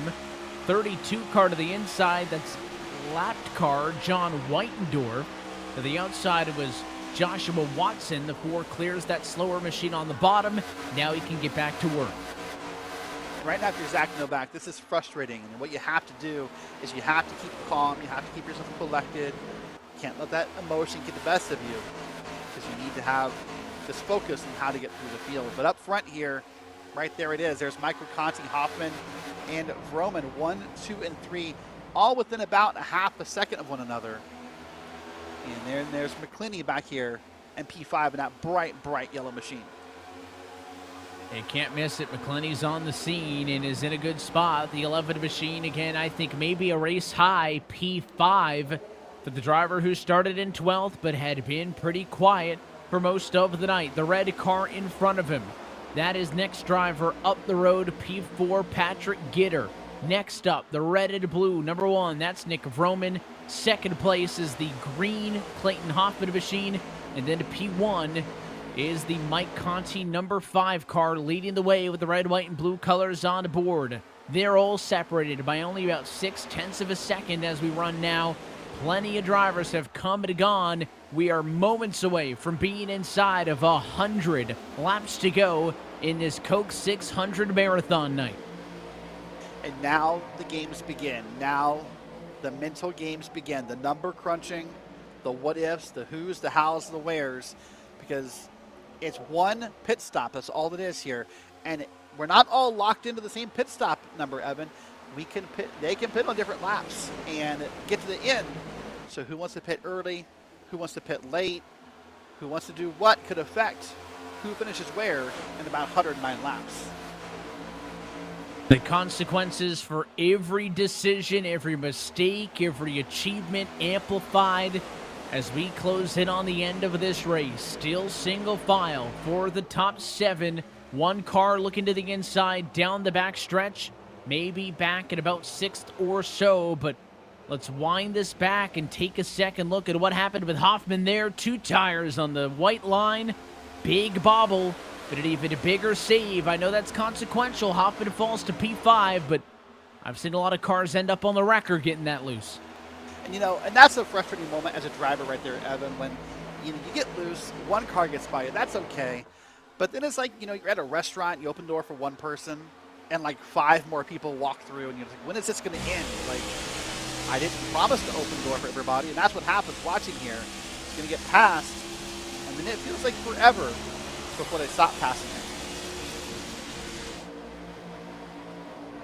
It's like a school bus let out. You can work so hard, right? 5, 10, 15 laps to get one spot, maybe 2, and all it takes is 10 seconds after one mistake to lose double the amount of spots. Racing is a fickle foe often, and those mistakes amplified more than the successes. Battle for the race lead is on. Nicholas Vroman sneaks a nose to the outside of the 5 of Mike Conti, and we are going to go side by side for the race lead. Gitter and McClenny going to watch on from the 3rd and 4th. Bit of a bobble that time for Vroman, though, the 5 car back in front. Ooh, a little bit of possible contact back behind these cars as well. But they're going to keep it green here, and Vroman wants to be Vroman as he wants to get back to the lead.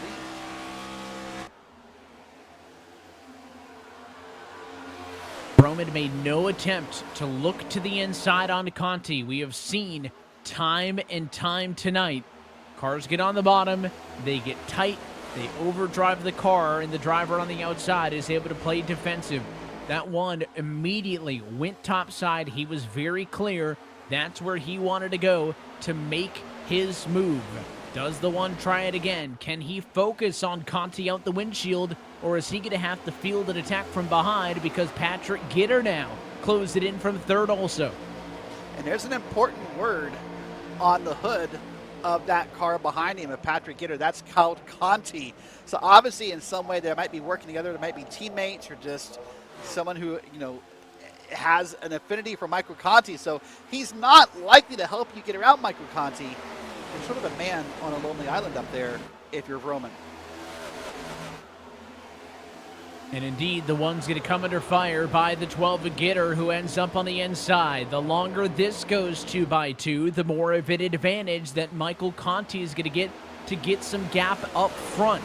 The 1 clear top side, so Vroman's successful defense. The 11 of Gabe McClenny going to follow on through. So move Cabe up into that spot. He'll take 3rd, and somehow that attack by Gitter ends up as a net loss. He slips down to P4. You talked about P5 being the best for McKinney. When I was up to P3, it's his best, finishing that highlighter yellow. Machines are up here at the front of the field. Now in the middle of the field, look at this. This is Bradley Newman's never really recovered from that moment where he had to start in the backfield. Back in P14, this is Holzer, Ballbridge is back there, and others. These guys are having a long, long night here in this last almost 25% of the race left. 300 laps complete at Charlotte. 100 laps to go. And the iRacing Coke 600, 3/4 of the way through. Happy that you're hanging in with us as we close in on the wee hours of the morning on the east coast of the U.S. Enjoying that you're being a part of this special coverage here with RaceSpot on iRacing Live. Battle for the lead. The 1 car of Roman back to the rear bumper of Conti. Still about 40 laps away from what would be the final trip down pit road. So do you show your cards now? Do you push 110%? Or do you wait until we're in that home stretch to make your move? If you're Roman, does it stick in your head that you're chasing the man who missed his pit road entrance earlier? Do you wait and see if it happens again? Do you just kind of play the mental game? And is everyone else okay waiting? Or will you get past in the process? Those are all questions going through Roman's head right now. And it is far more than just a 2-car battle. We're side by side for 3rd. The 12 of Patrick Gitter going for a little bit of redemption on the inside of Cabe McClenny. He's got it. Move the 12 back to 3rd. The 18 of Michigan Clayton Hoffman wanted to go for P4. Took a look to the inside in turn number 2. Wasn't able to find a spot. He's all over the back bumper of the 11. Anybody in that frame right there, those 6, 7, 8 cars, whatever it is, if you are in this picture, you have a chance to win this Coke 600. You just got to stay in the game. And as a driver right now, that's what you're telling yourself. Listen, we're less than 100 to go. I've got this. I'm going to make this move. I'm going to make that move. I'm going to pit on this lap right here. And I've got this. You're now talking yourself into it.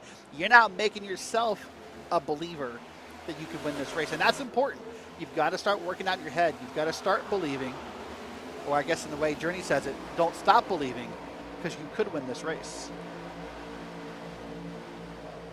I'm going to sing a little 4-7. Nobody wants that. But I will say that when you start to believe, your heart rate climbs a little bit. You start to sweat a little bit more. You maybe second guess or overthink some of these decisions.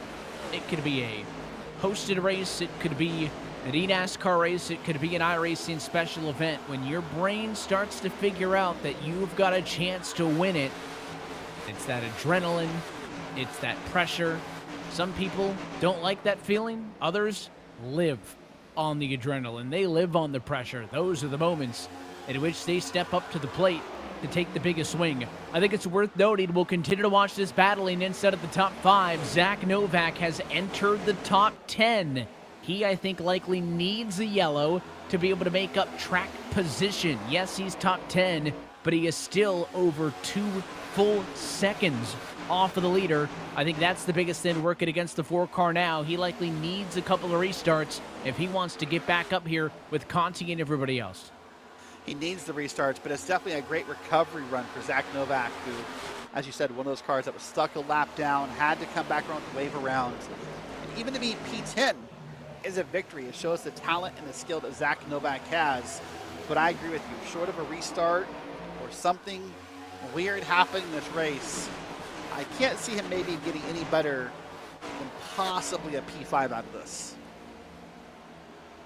We'll watch those intervals. Meanwhile, up front, Nicholas Vroman, the 1 car, still your race leader, made that pass on Conti.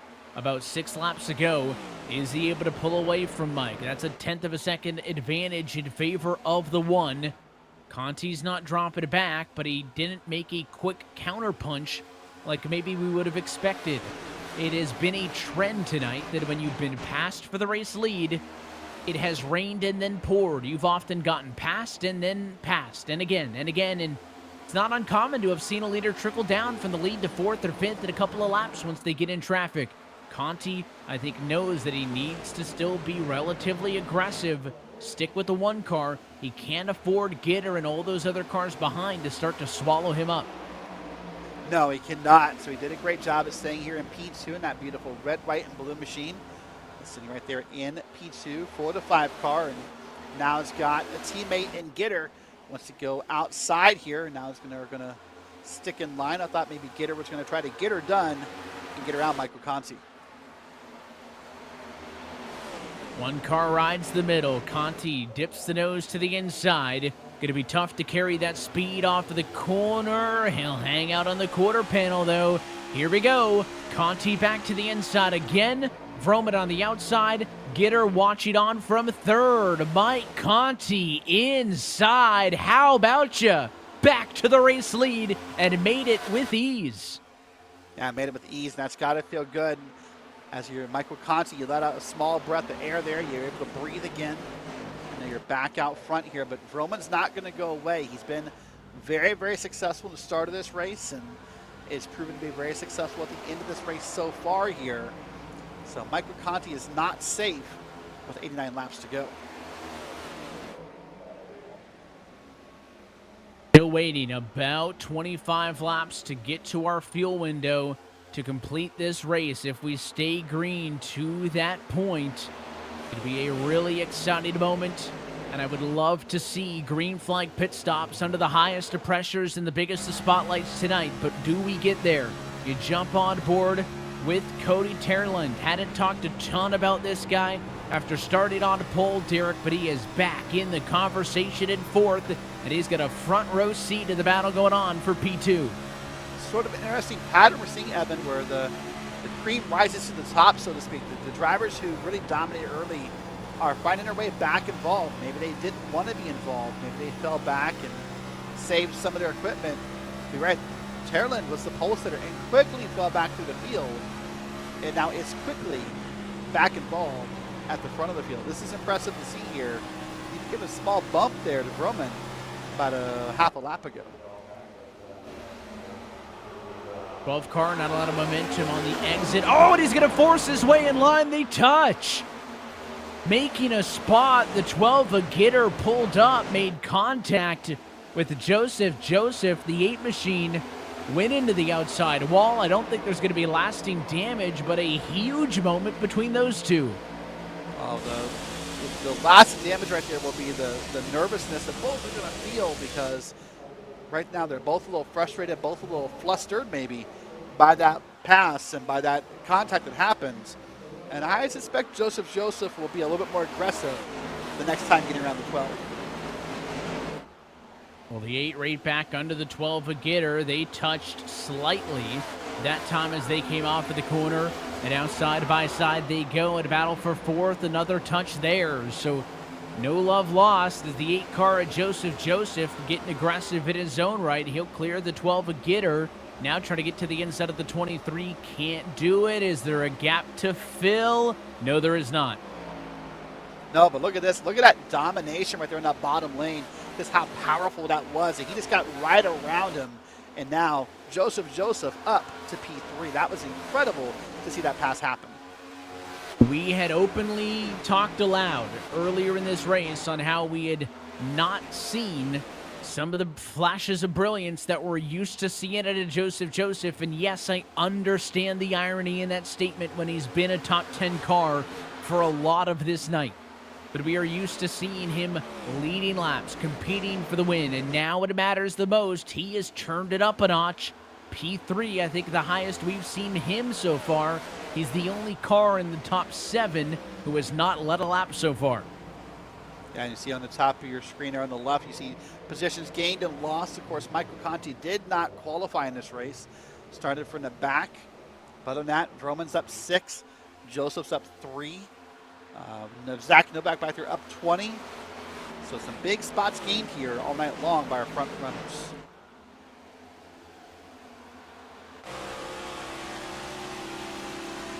Good look there on the inside as you've got some side-by-side action. The 12 on the bottom there.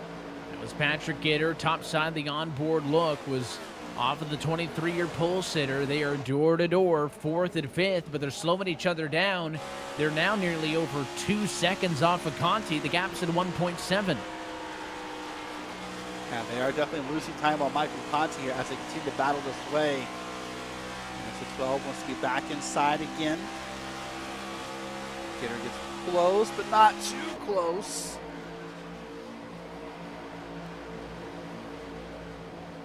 You know what? That scheme of Gitter is a little different than the rest of the Team Conti schemes, Evan. I don't think you're a wrestling fan, and we've never discussed this privately, but that scheme sort of reminds me more like an American Nightmare Cody Rhodes theme than the rest of the Team Conti drivers.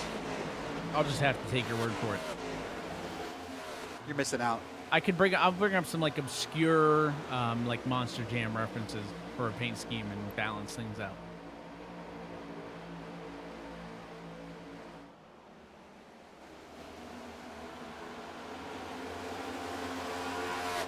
Well, here we go. 80 laps to go. We're about, I think, maybe 10 to 15 laps from the pit cycle opening.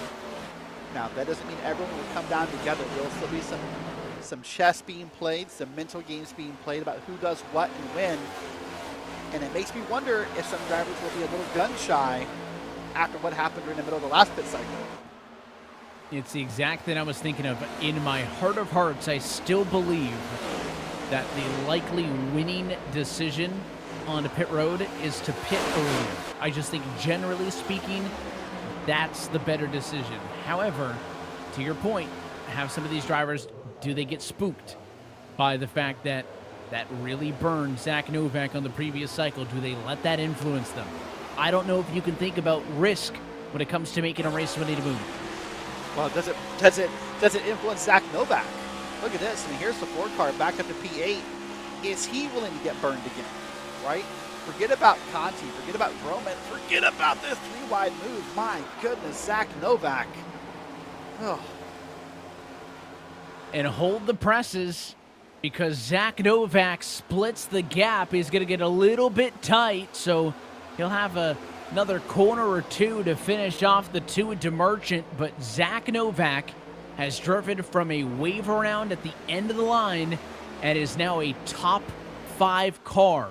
Again, I still don't think the position is the issue. It's the gap. When Zach got to 10th place was only 2 seconds off of the leader.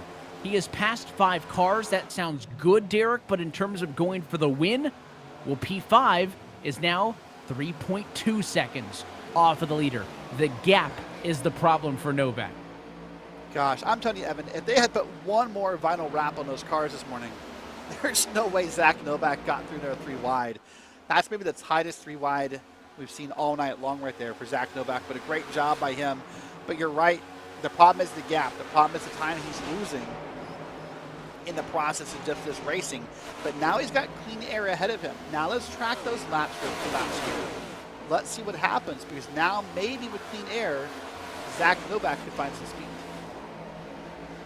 A little bit of a bubble could help in terms of getting some clean air and getting some good lap times. This area here is making me real nervous. It's like a swarm of wasps as they come off of turn number 2. Clayton Hoffman, the 18 car, just ahead of it. The 7 Holzer's pushing him. The side-by-side is the 23 and the 14 behind. Haven't talked a ton about Alex Murray. He's in the mix as well, top side. The 3 of Jacob Schneider's there. The 11 of Cade McClenny. All these drivers who have ran disciplined races to set themselves up to look for a top 10 in this Coke 600 are in this mess right here. Yeah, mess is a good word for it. A gaggle, a cluster, a nightmare. What do you know the word I'd use for it if I was a driver in that pack? But you're right, they're all here together. And, these moments make me nervous because I always think these may not end well. Magic number for the pit window sits at about 10. Again, anything inside of 70, we know they could make. The more realistic option is they likely pit with about 60 or so laps to go. That's kind of the sweet spot. So just know the bank is almost open on the final trip down pit road. And despite the long runs in this race, Derek, we've had only one complete, thorough green flag pit cycle. Yellows, incidents, obviously pitting under yellow entirely have kind of defined the other ones. Do we possibly see us get all the way through it? I hope we do, but I think it's worth mentioning one more time just for the purpose of making that mental note.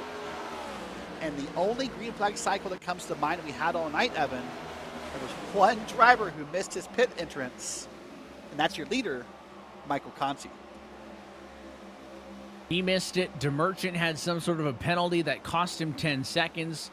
Conti has certainly bounced back better than we've seen the two of DeMerchant. DeMerchant just hasn't been able to get back into the top 3 and stay there. Since that penalty, of course, Zach Novak penalized by being a lap down. No mistake on his part, just bad timing.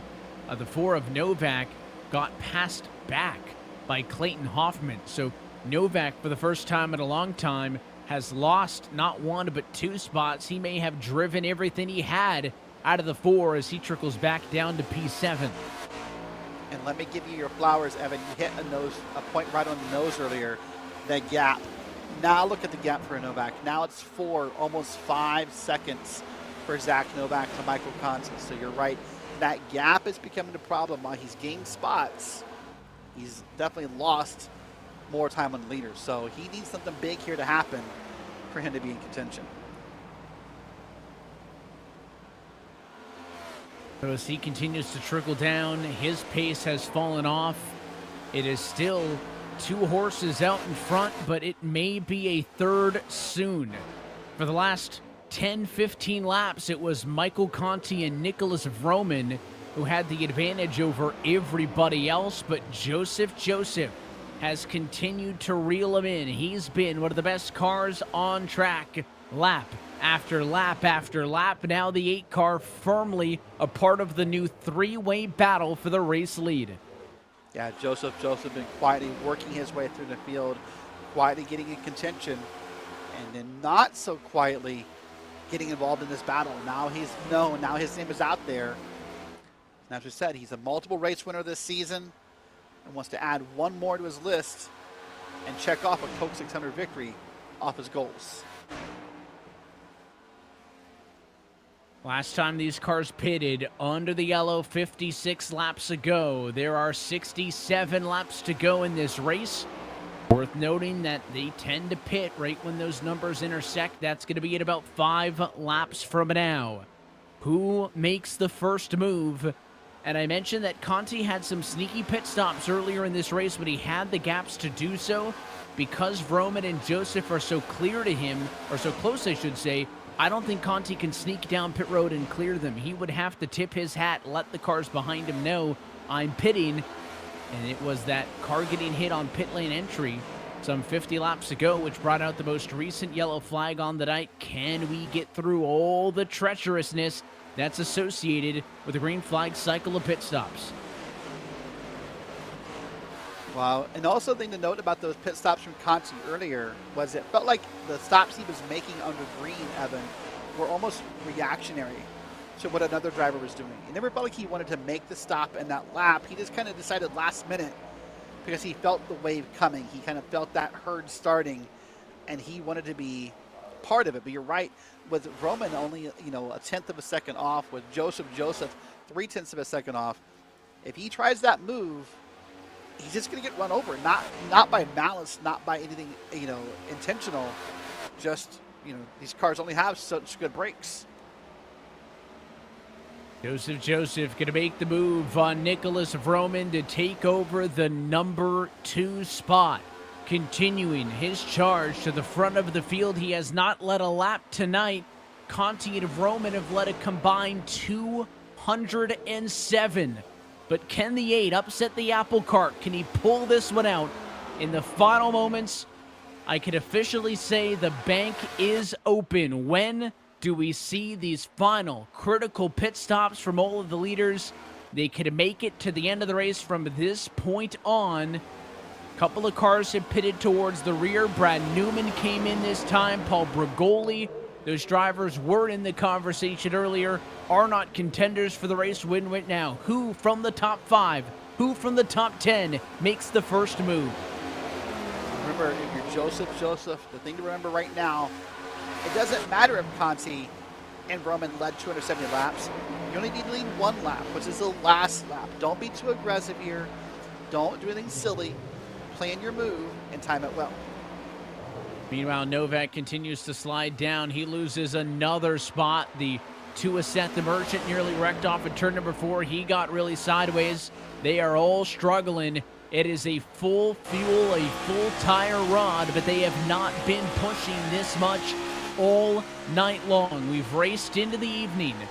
Atmospheric temps have gone down. Track temp has dropped. We've got more grip. Look at the 8 cars sideways. Joseph into the outside wall. He'll reel it back in, but a huge moment as he falls to 3rd. Wow, what a moment is how loose that car was. First off, congrats to him for keeping that car together. We should talk about that because that could have been way worse with how loose that car looked, but doesn't put him out of contention, but it certainly kills a lot of the progress he made. It kills him both in time and gap. It also sort of frustrates him mentally, and that may be the bigger damage. Scuffed the tires as well, so those are probably heated up and probably can't punch back. Let's go on board with him. He was trying aggressively to get to the outside of Conti. You can see it got loose once, thought he had it twice, 3 times. I think he was pretty fortunate that that was it, and here they come. Joseph on pit road, Vroman on pit road. Conti did not. They pitted from behind him. Does the 5 have to respond? And how clean are these two going to be on pit road? Well, and if you're Joseph, you're happy to pit after what you just had in the car. You just had a loose race car. You think your tires are gone. Let's get down here. Let's put new tires on it and see what we can do. Now the 4 car, Zach Novak makes the call. He's pitting. By the way, there's Michael Conti, sort of defied what you talked about. Didn't call out the pit again because there was no one behind him. And he had to pit. He had to pit to respond, and the cars behind him entered as well. Novak pits, DeMerchant pits. Conti was clean into the box, but where are the other cars who have just cycled out of pit road? Vroman and Joseph. 15.4 in the box for Vroman. It was a 15.5 for Joseph. Conti leaves the box. 15.3. They are all so even. Yes, some of these other cars are leading the race right now. McClenny's going to pit, but where do they cycle through together?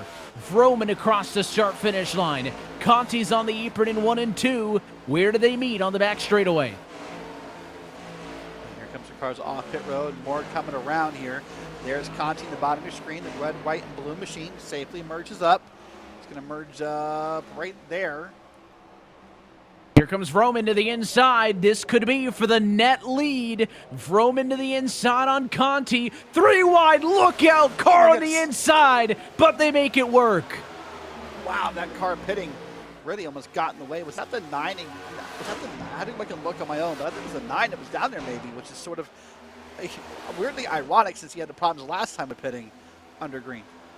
And Conti, top side, shakes off Vroman. But it is a 3-way battle. They're all on top of each other. Not done yet on the cycle. Hoytsma, DiChiani, they come down pit road just waiting on Brandon Bikey to come in. We assume that he is probably going to go a little bit longer, try to catch a yellow to cycle things out just based on a strategy call.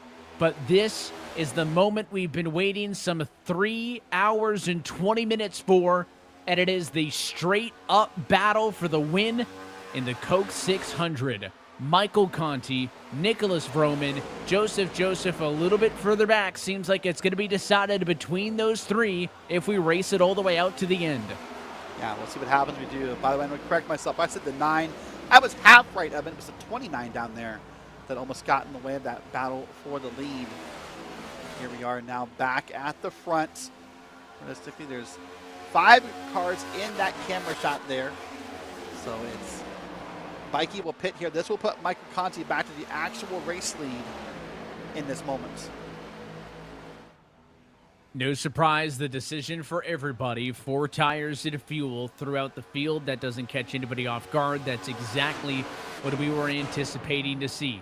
Conti cycles back to the point, and now the scoring pylon stands correct. Again, Conti just better on the pit stop in the box. Conti was also just a little bit better on pit road. Conti 1/10 better in the box, 3/10 better on pit road. That was enough for him to make up for the fact that Vroom got that, half a lap, 3/4 of a lap advantage on the fresher tires. The undercut, the 5 responded, sealed them off. And this is interesting now because it would be so easy, Derek, to blend back out right in front of or right behind the guy that you're fighting for the win in the Coke 600 with and just want to give it 110%. The problem is we basically have a maximum fuel run to get to the checkered flag. We've seen early in this race how these cars will fall off. You can't push like Zach Novak did. Novak did great at the start of the last run.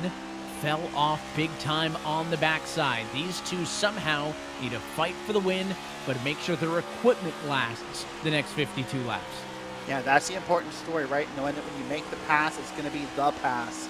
Knowing that when you make the pass, it's going to stick. There'll be no questions about did you do it right, did you do it wrong. You have to know it's going to just happen right there for you. And also, listen, if you're Roman, making sure when you make the pass that it's fast, it's succinct, and it's correct. Otherwise, this 2-car battle becomes a 4-car battle very quickly. And Joseph 5/10 back. Patrick Gitter 7/10 back. Then it's a big gap, nearly 5 seconds. Back to Clayton Hoffman in 5th on back. Here's a big swingy to move to the inside. And a battle for 3rd and 4th. Gitter going to go underneath Joseph. Small bit of contact between those two that time. These cars both pitted within a lap of each other. Gitter's tires 1 lap older. Let's see if Joseph can use that to his advantage. Plan to play defense on the outside of the racetrack there. The 12's holding him steady, though. And the longer they're side by side, the further in front those leaders are going to get. Well, remember, these guys had contact earlier, so they're not strangers.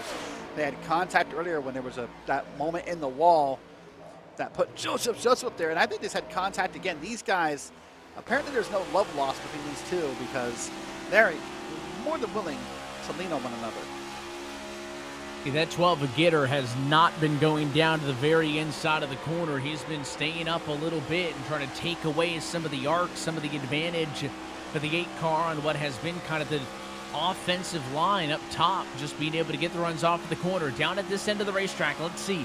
Does the 12 stay to the white line or does he stay a little bit higher? He'll go lower that time. Joseph then takes advantage, seals him off, and it's a spot gained for the 8. Looked like maybe the 12 got a little tight there, wanted to track up a little bit and couldn't, so he had to lift, and that's going to let Joseph on by here and give him P3. But look at this battle right here. This is Roman and Conti. They are all over one another, and I suspect for the next 48 laps, it may not be that much further apart here. They might be on one another until the checkered flag is the lap car in the wall. Lap car on the wall, lap car down on the apron, 3 wide for a moment. The tricky thing about following this battle for the race lead is the pass could come at any moment. The winning pass could come at 47 to go. It could come at 1 to go.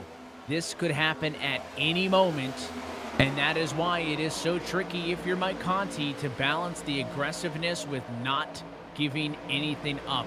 Unlike a Daytona, unlike a Talladega, where drivers will argue, maybe I'd rather be that second car going onto the white flag lap, or I'd rather be P2 coming to the checkered off of the final turn. You do not want to have to force yourself into a position of weakness and have to risk, to gamble, to push. You would rather you run your race. I'm just curious. A guy like Mike Conti, I'm sure he's used to it, but there's a lot of mirror driving going on in that battle and this battle for P10. Yeah, a lot of mirror driving happening here. This is Edward Shearer with JR Bobarima and Alex Murray, 10, 11, and 12 right here. And just based on the way they're staying in line, I think that 19 is doing some mirror driving to stay ahead of Alex Murray here. They're just trying to stay in line here. Here is the 18 machine on your screen here. That is Clayton Hoffman. Led a lot of laps early, but now it's back here battling with Novak and others back here for 5 through 9, 5th through 9th parting on this track. So all kinds of battles for the lead, for 5th on the back, 10th on the back, as we continue on a green flag run that approaches 80 laps in length. If this went all the way to the end, it would be, I think, the second longest green flag stretch of the night, if not the single longest.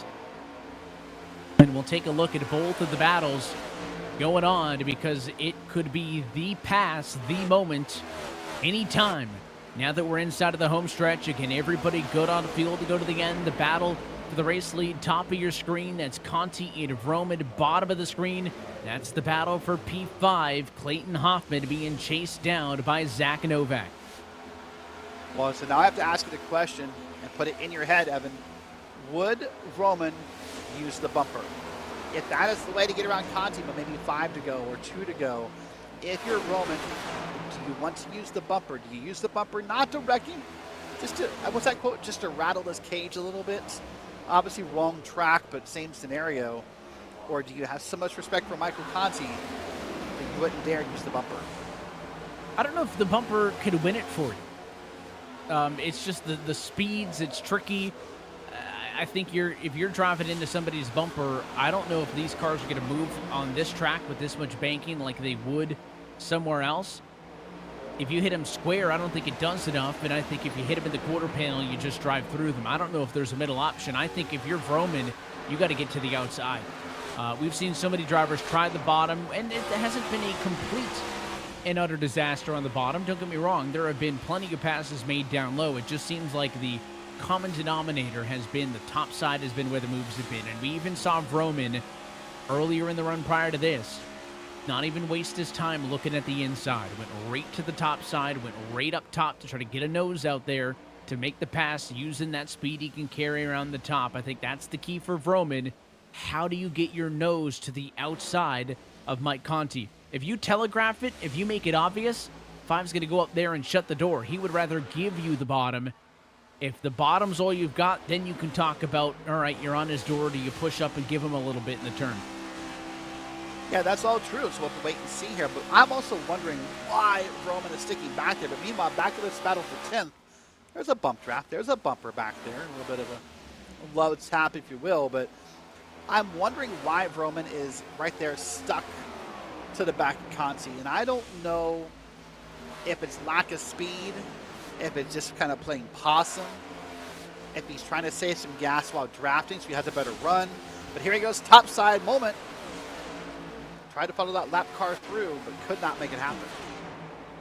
A lapped car, better tires, going to be able to blow by on the outside. I think that's how Vroman would love for it to look. Not sure it's going to be quite so easy, but again, he needs to find an opportunity to get to the outside, but it's the longer way around the racetrack. That is much easier said than actually done. That time by 37 laps left to go at iRacing's virtual Charlotte Motor Speedway. Michael Conti, if he can continue to lead, could go on to lead more than 200 laps as he searches for a win in his return to the iRacing Coke 600. Nicholas Vroman wants to stop that from happening. It's worth noting Patrick Gitter in 4th has fallen off. The 12 machine now 2 seconds off of the race lead. He's kind of on his own in P4. I don't think anymore a threat for the race win. Joseph struggling a little bit, but has yet to fall completely out of it. 0.7 of a second back. Would love a battle for the race lead to allow him to reel those top 2 back in. Yeah, definitely he would love that. And I think maybe as I thought more about it while you were talking, I think maybe Roman's hesitation is making sure it's done correctly, right? Making sure when he makes the pass that he doesn't put Joseph back in the battle, right? That he doesn't get side by side and stuck through a corner. And now this becomes a 3-car battle because they wanted to pass one another in this moment. Here's a beautiful onboard from the cockpit of Roman. Look how smooth that wheel input is. Some drivers you see really kind of arm wrestling their wheels and really having to fight for it. Look how smooth that is. It's almost like it's just such little effort. Remarkable control, poise, especially in the most pressure-packed of situations. 34 laps to go that time by. Start thinking as well, we've seen a lot of lap traffic come up behind these leaders on fresher tires. There is a chance that they would catch some lap traffic ahead of them on older tires. Brandon Bikey, 3 seconds up the road. Paul Brigoli, about 11, I think is probably far enough away and out of sight. But if you're the leaders, any sort of difference to the norm, a car passing you from behind, you passing a slower car, those are things that can trip you up and catch you off guard, and that's where your spotter has to let you know where those cars have been running. And unlike in real life, you can't simply have your spotter run over to that guy's spotter and ask him, hey, would we catch you? Can you move high or go low? Wouldn't be surprised if some of these leaders actually ask some of the cars they're catching up on where they're going to go so that they don't run into any issues. Yeah, that communication is key when you're the lap car, to make sure you are communicating so you can get the traffic where you want it to be for your benefits. So we'll wait and see if that happens or when that happens here. But let's move back in the field a little bit. This is fifth on back. That's Hoffman, Novak, DeMerchant, McClinney, and Turlid back here. And they are still batting pretty hard back here. This has not let up.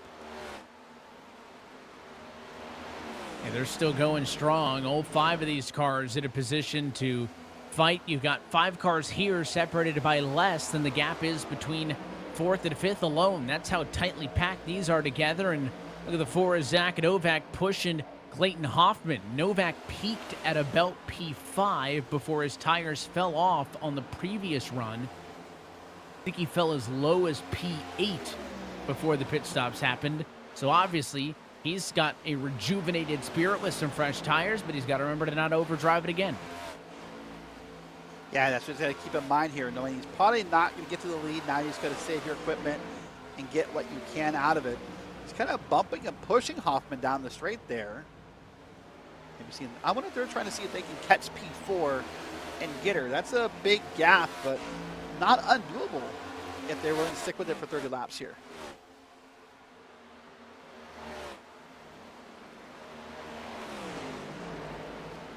Hey, by the way, don't look now, but up front, that gap is finally opening for Michael Conti. That gap, although I say it's, a quarter of a second, that's the biggest it's been all race long. Michael Conti starting to slowly pull away from Roman.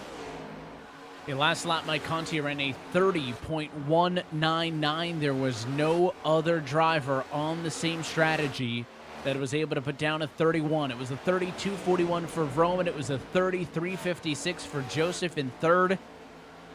Conti slows down a little bit. It swings slightly in favor of Roman there. So again, we're not warming up to sing that this one is done, but Mike Conti at least has maybe taken the top button off on the dress shirt. Just a little bit of breathing room.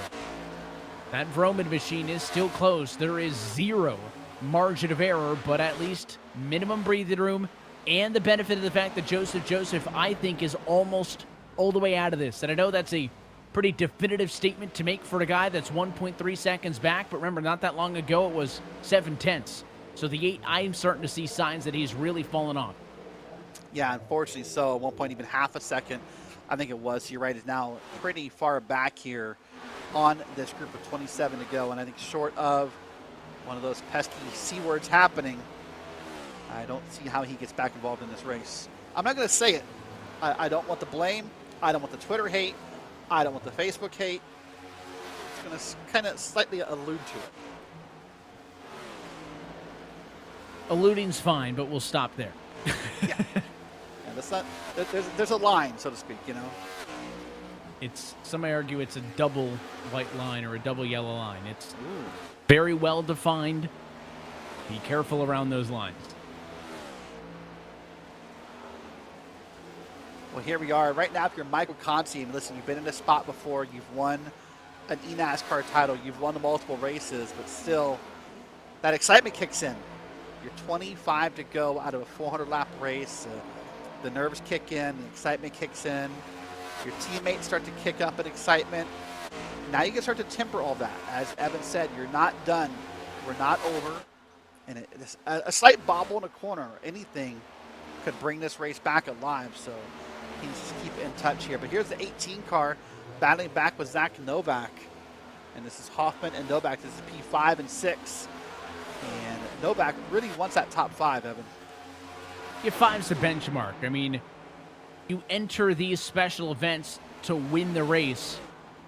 And I'm sure for drivers of that statue, anything but a win is a disappointment. But 5 is just it's a pretty number, right? You can't say you got a top 6. Top 5 just sounds so much better.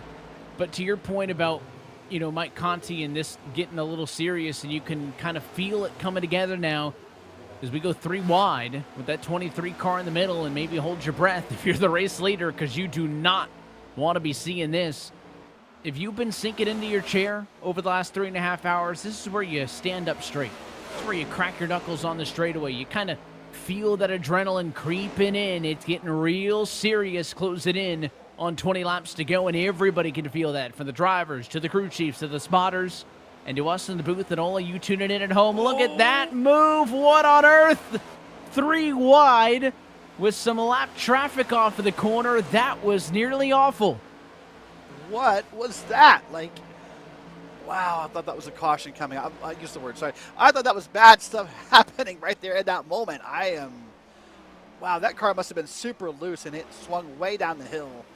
And that driver kept it under control. But that looked like a crazy moment for just a second.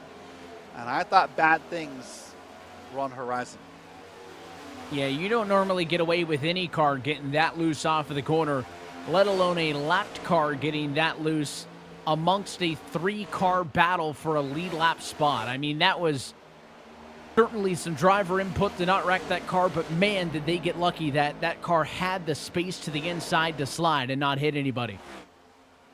Yeah, that was incredible. That's going to be maybe an iRacing top 10 or a not top 10, depending upon your point Both. of view. I think it could be both. Yeah, both, right? But ooh, look at this battle here. That's Zach Novak under attack here. That is Seth DeMerchant under him. That is Seth, right? Yeah. Yeah, for P5 here, they snuck away a little bit from everybody else. DeMerchant get a clear Novak on the inside. 2 heavy hitters fighting for P5, and you can give it to DeMerchant for the moment. Novak not going to roll over and give this one up, but in the meantime, it is back to a top 5 position for DeMerchant as he snatches it away from the 4. Yeah, DeMerchant sort of came out of nowhere back there for a while. You know, felt like he was in that pack and in that herd. But speaking of sneaking away, Mike Conti, 0.7 of a second over Nicholas Roman. This is becoming a bit of a gap here compared to what it once was. And Michael Conti starting to breathe a little bit easier. Not yet, though, because look ahead of him. There's some lap traffic. It is definitely the biggest gap that Conti has had since we completed the cycle of green flag pit service. You're right, though, with the traffic. There is going to be some obstacles up the road. Paul Brigoli, last car on the lead lap. He needs to get laps. So does Brandon Bikey. So the next 2 cars in line, the 21 and the 22, are slower than Conti. It's almost sometimes better for the lapped car to be on the fresh tires because they could just blow by you. Here, they're going to need to be aware of where Conti is, and catching somebody on the corner exit like that, not ideal. They're very aware that Conti's there, and he's got a gap to play with, but these are very tedious moments for the driver of the 5 car. Yep, got the first one cleared pretty safely, so nice moment there for Conti. Take a brief look back. Novak has gotten back around Seth DeMerchant, by the way, so this is a pretty healthy battle for P5 and P6. As we go around this track with 16 to go. Let's take a look here at Michael Conti in that traffic as well, because he still needs to navigate it. There's another lap car up ahead, but that gap back to Roman is now 1.5 seconds. It's growing immensely. It continues to stretch out. Michael Conti maybe having his best long-run performance that we have seen all race long. Now sets his sights on the 22 of Brandon Bikey. Started in 9th. Bit of an off night for the 22 car, riding 19th at the moment. He will get lapped with that move from Mike Conti He says, thank you over the radio. There are now only 18 cars on the lead lap. Now, there is still more traffic for Conti. McGuire's next. Collins is next. These are all cars that are multiple laps down, but pose just as much of a hazard as anybody else would. And if you're Michael Conti, the expectation is different now between these cars ahead of you versus the ones you just passed. Listen, Bikey and Bergoli were in a battle for position. They were also the last cars on the lead lap. They should fight a little bit for both of those reasons. But these cars he's coming up on, they're laps down. He shouldn't expect a fight from them. So he's going to want them to probably roll over a little easier than these previous couple cars did. Especially given the fact that when he made the moves on Bikey and Bergoli, they were, what, a second or so apart in a battle for position. I think all of the cars that he's going to get to now are not immediately fighting for position. McGuire's a lap down, Collins is 2 down, Whitendorf is a lap down, but ahead. I think, again, to your point, he would expect them to yield the position. The benefit that Conti continues to gain now, as he's now over 2 seconds ahead of Nicholas Vroman, is the fact that he's got time to play with. If Vroman was still on that deck lid, Conti would have to go the second he saw daylight. The benefit of the 2-second gap is he can take a beat to think about what move he's going to make before doing it. Yeah, he definitely can. Let's keep an eye here. Both these shots are live. The top screen is the battle with DeMerchant and Novak. This is the battle for P5. Bottom of your screen, your race leader, Michael Conti. Getting ready to work through some more lapped traffic in just a moment or so. But look at this here. DeMerchant on the bottom, Novak up top. And they come back together out of that corner here.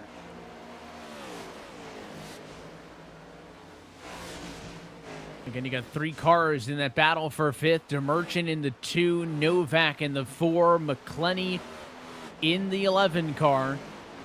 And if I was Mike Conti and I had that on my virtual pit box, I'd probably crop it to not look at anything else that's going on the racetrack. You don't want to see any kind of side-by-side battle. That's what we've got for P6, though. McClenny to the inside of the 4 of Novak, who may be starting to struggle just a tad on the end of this run. Yeah, 10 laps ago, so they've been on this run for a while now, so tires are starting to wear off. The fatigue is kicking in for the drivers. It's now almost 1 a.m. Eastern time, 10 p.m. on the West Coast, so that mental fatigue is kicking in. You're getting tired. It's been a long race. But it's just one small mistake can change everything. One misstep could be the difference. McClenny clear of Novak, dropped the 4 back to 7. He's not done yet, though, finding right back to the outside. I think that top gives him a decent opportunity to still try to make a move here as we're inside of now 9 laps to go. A little bit sideways that time off the turn. Novak takes it back from Gabe McClenny. On the bottom of your screen, Michael Conti getting ever closer, but it's Maggie McGuire right here in that bright pink car will be first of these next set of lap cars here, so hold your breath. Oh, there's one more before Maggie, I apologize, but hold your breath because this is not over yet. Battle for P12 as well. Johnny Baldridge, Lucas Hoytsma, they're chatting on the radio saying if we're not going to win it, we might as well race. That's fair. That's a battle for position, but I don't want a no context, hey, we might as well race message. If I'm Mike Conti, these two actually complimenting each other over the radio, saying they've been together pretty much all race long, have been clean with one another, so bit of a tip of the hat between Baldridge and Hoytsma for the good night that they've had running around each other. Yeah, you're right. If you're Michael Conti, no, don't race. Just, sit in line. You guys are good. There's no need to race anything out here. But Conti got around those 2 lap cars very easily, both letting by. And now that gap he has is over 3 seconds. It's really impressive to see the time he's put on Vroman in the last, 20 laps or so. We have seen some gaps form. There's no doubt about that. But what we have not seen is this big of an advantage for the race lead at the end of a run. Battle for 3rd on as well. Joseph in the 8 car. Playing defense on the 12 of Patrick Gitter. That 8 has thrown some big blocks. Coming to 5 laps to go. This could be a fun one to keep an eye on as well.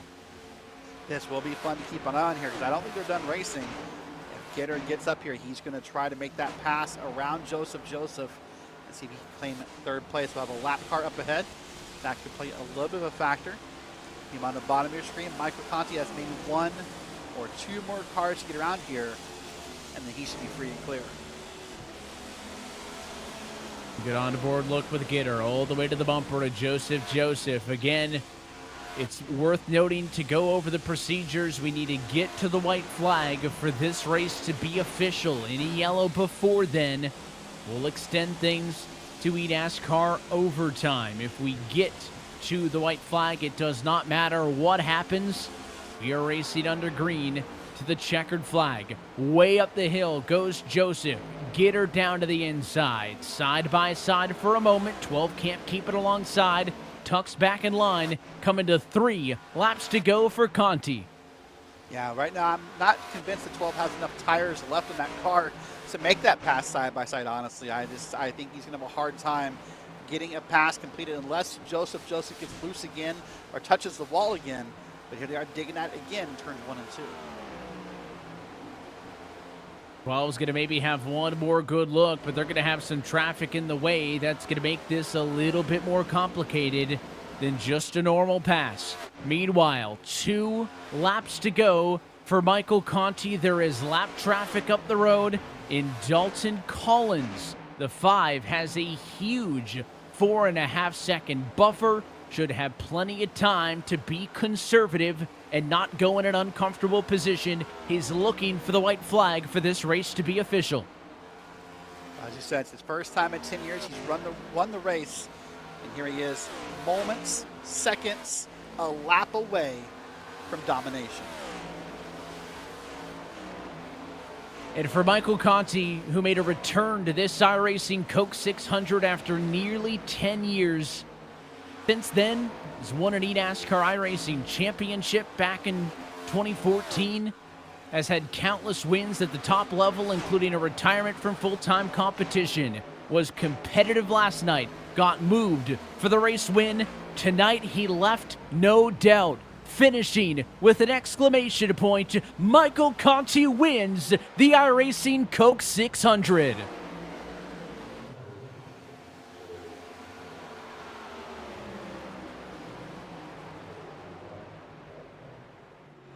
Couple of cars scatter across the line, and some of the other finishes for position might have been contact between Joseph and Patrick Gitter for 3rd and 4th position, but the congratulations rain down for one of the very best to ever do it in a stock car on iRacing, and that is Michael Conti back in victory lane.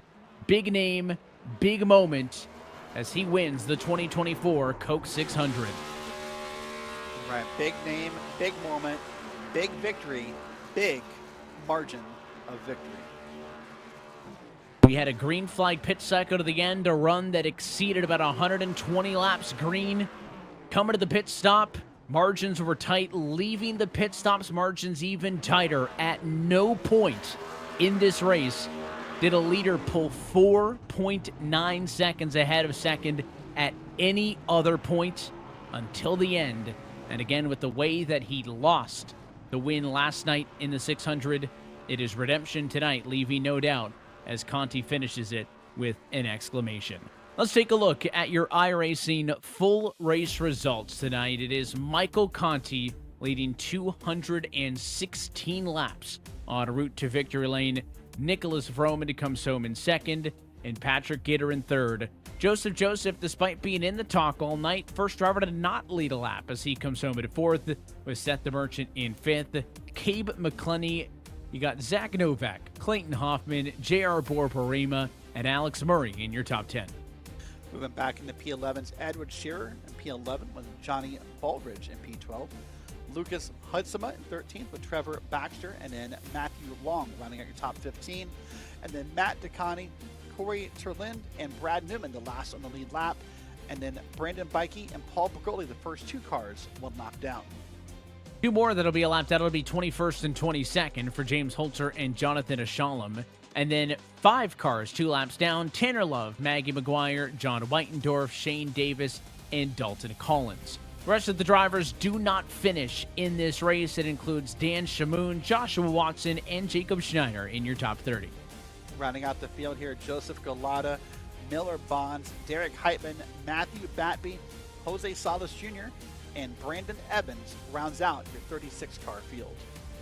It's looked at the bottom at your full race results tonight. I want to appreciate and give a shout out to Zach Novak for rating the stream with some of his viewers as he wraps up his night, which was looking to be real good. Got dealt a bad hand based on the timing of a yellow flag. Is able to climb all the way back to P7. Maybe not the win that Zach wanted nor deserved, but appreciate him streaming just like many of the other drivers do, and appreciate y'all jumping over to this side of the stream where we're talking about Michael Conti going back to victory lane in the iRacing Coke 600. This race clocks in under the 4-hour mark. I will say, Derek, we did have a handful of cautions, but none of them felt too, I don't think disrupt the right word, because disruptive certainly describes the one in the middle of the yellow flag pit stops, but they did not get egregious at any point.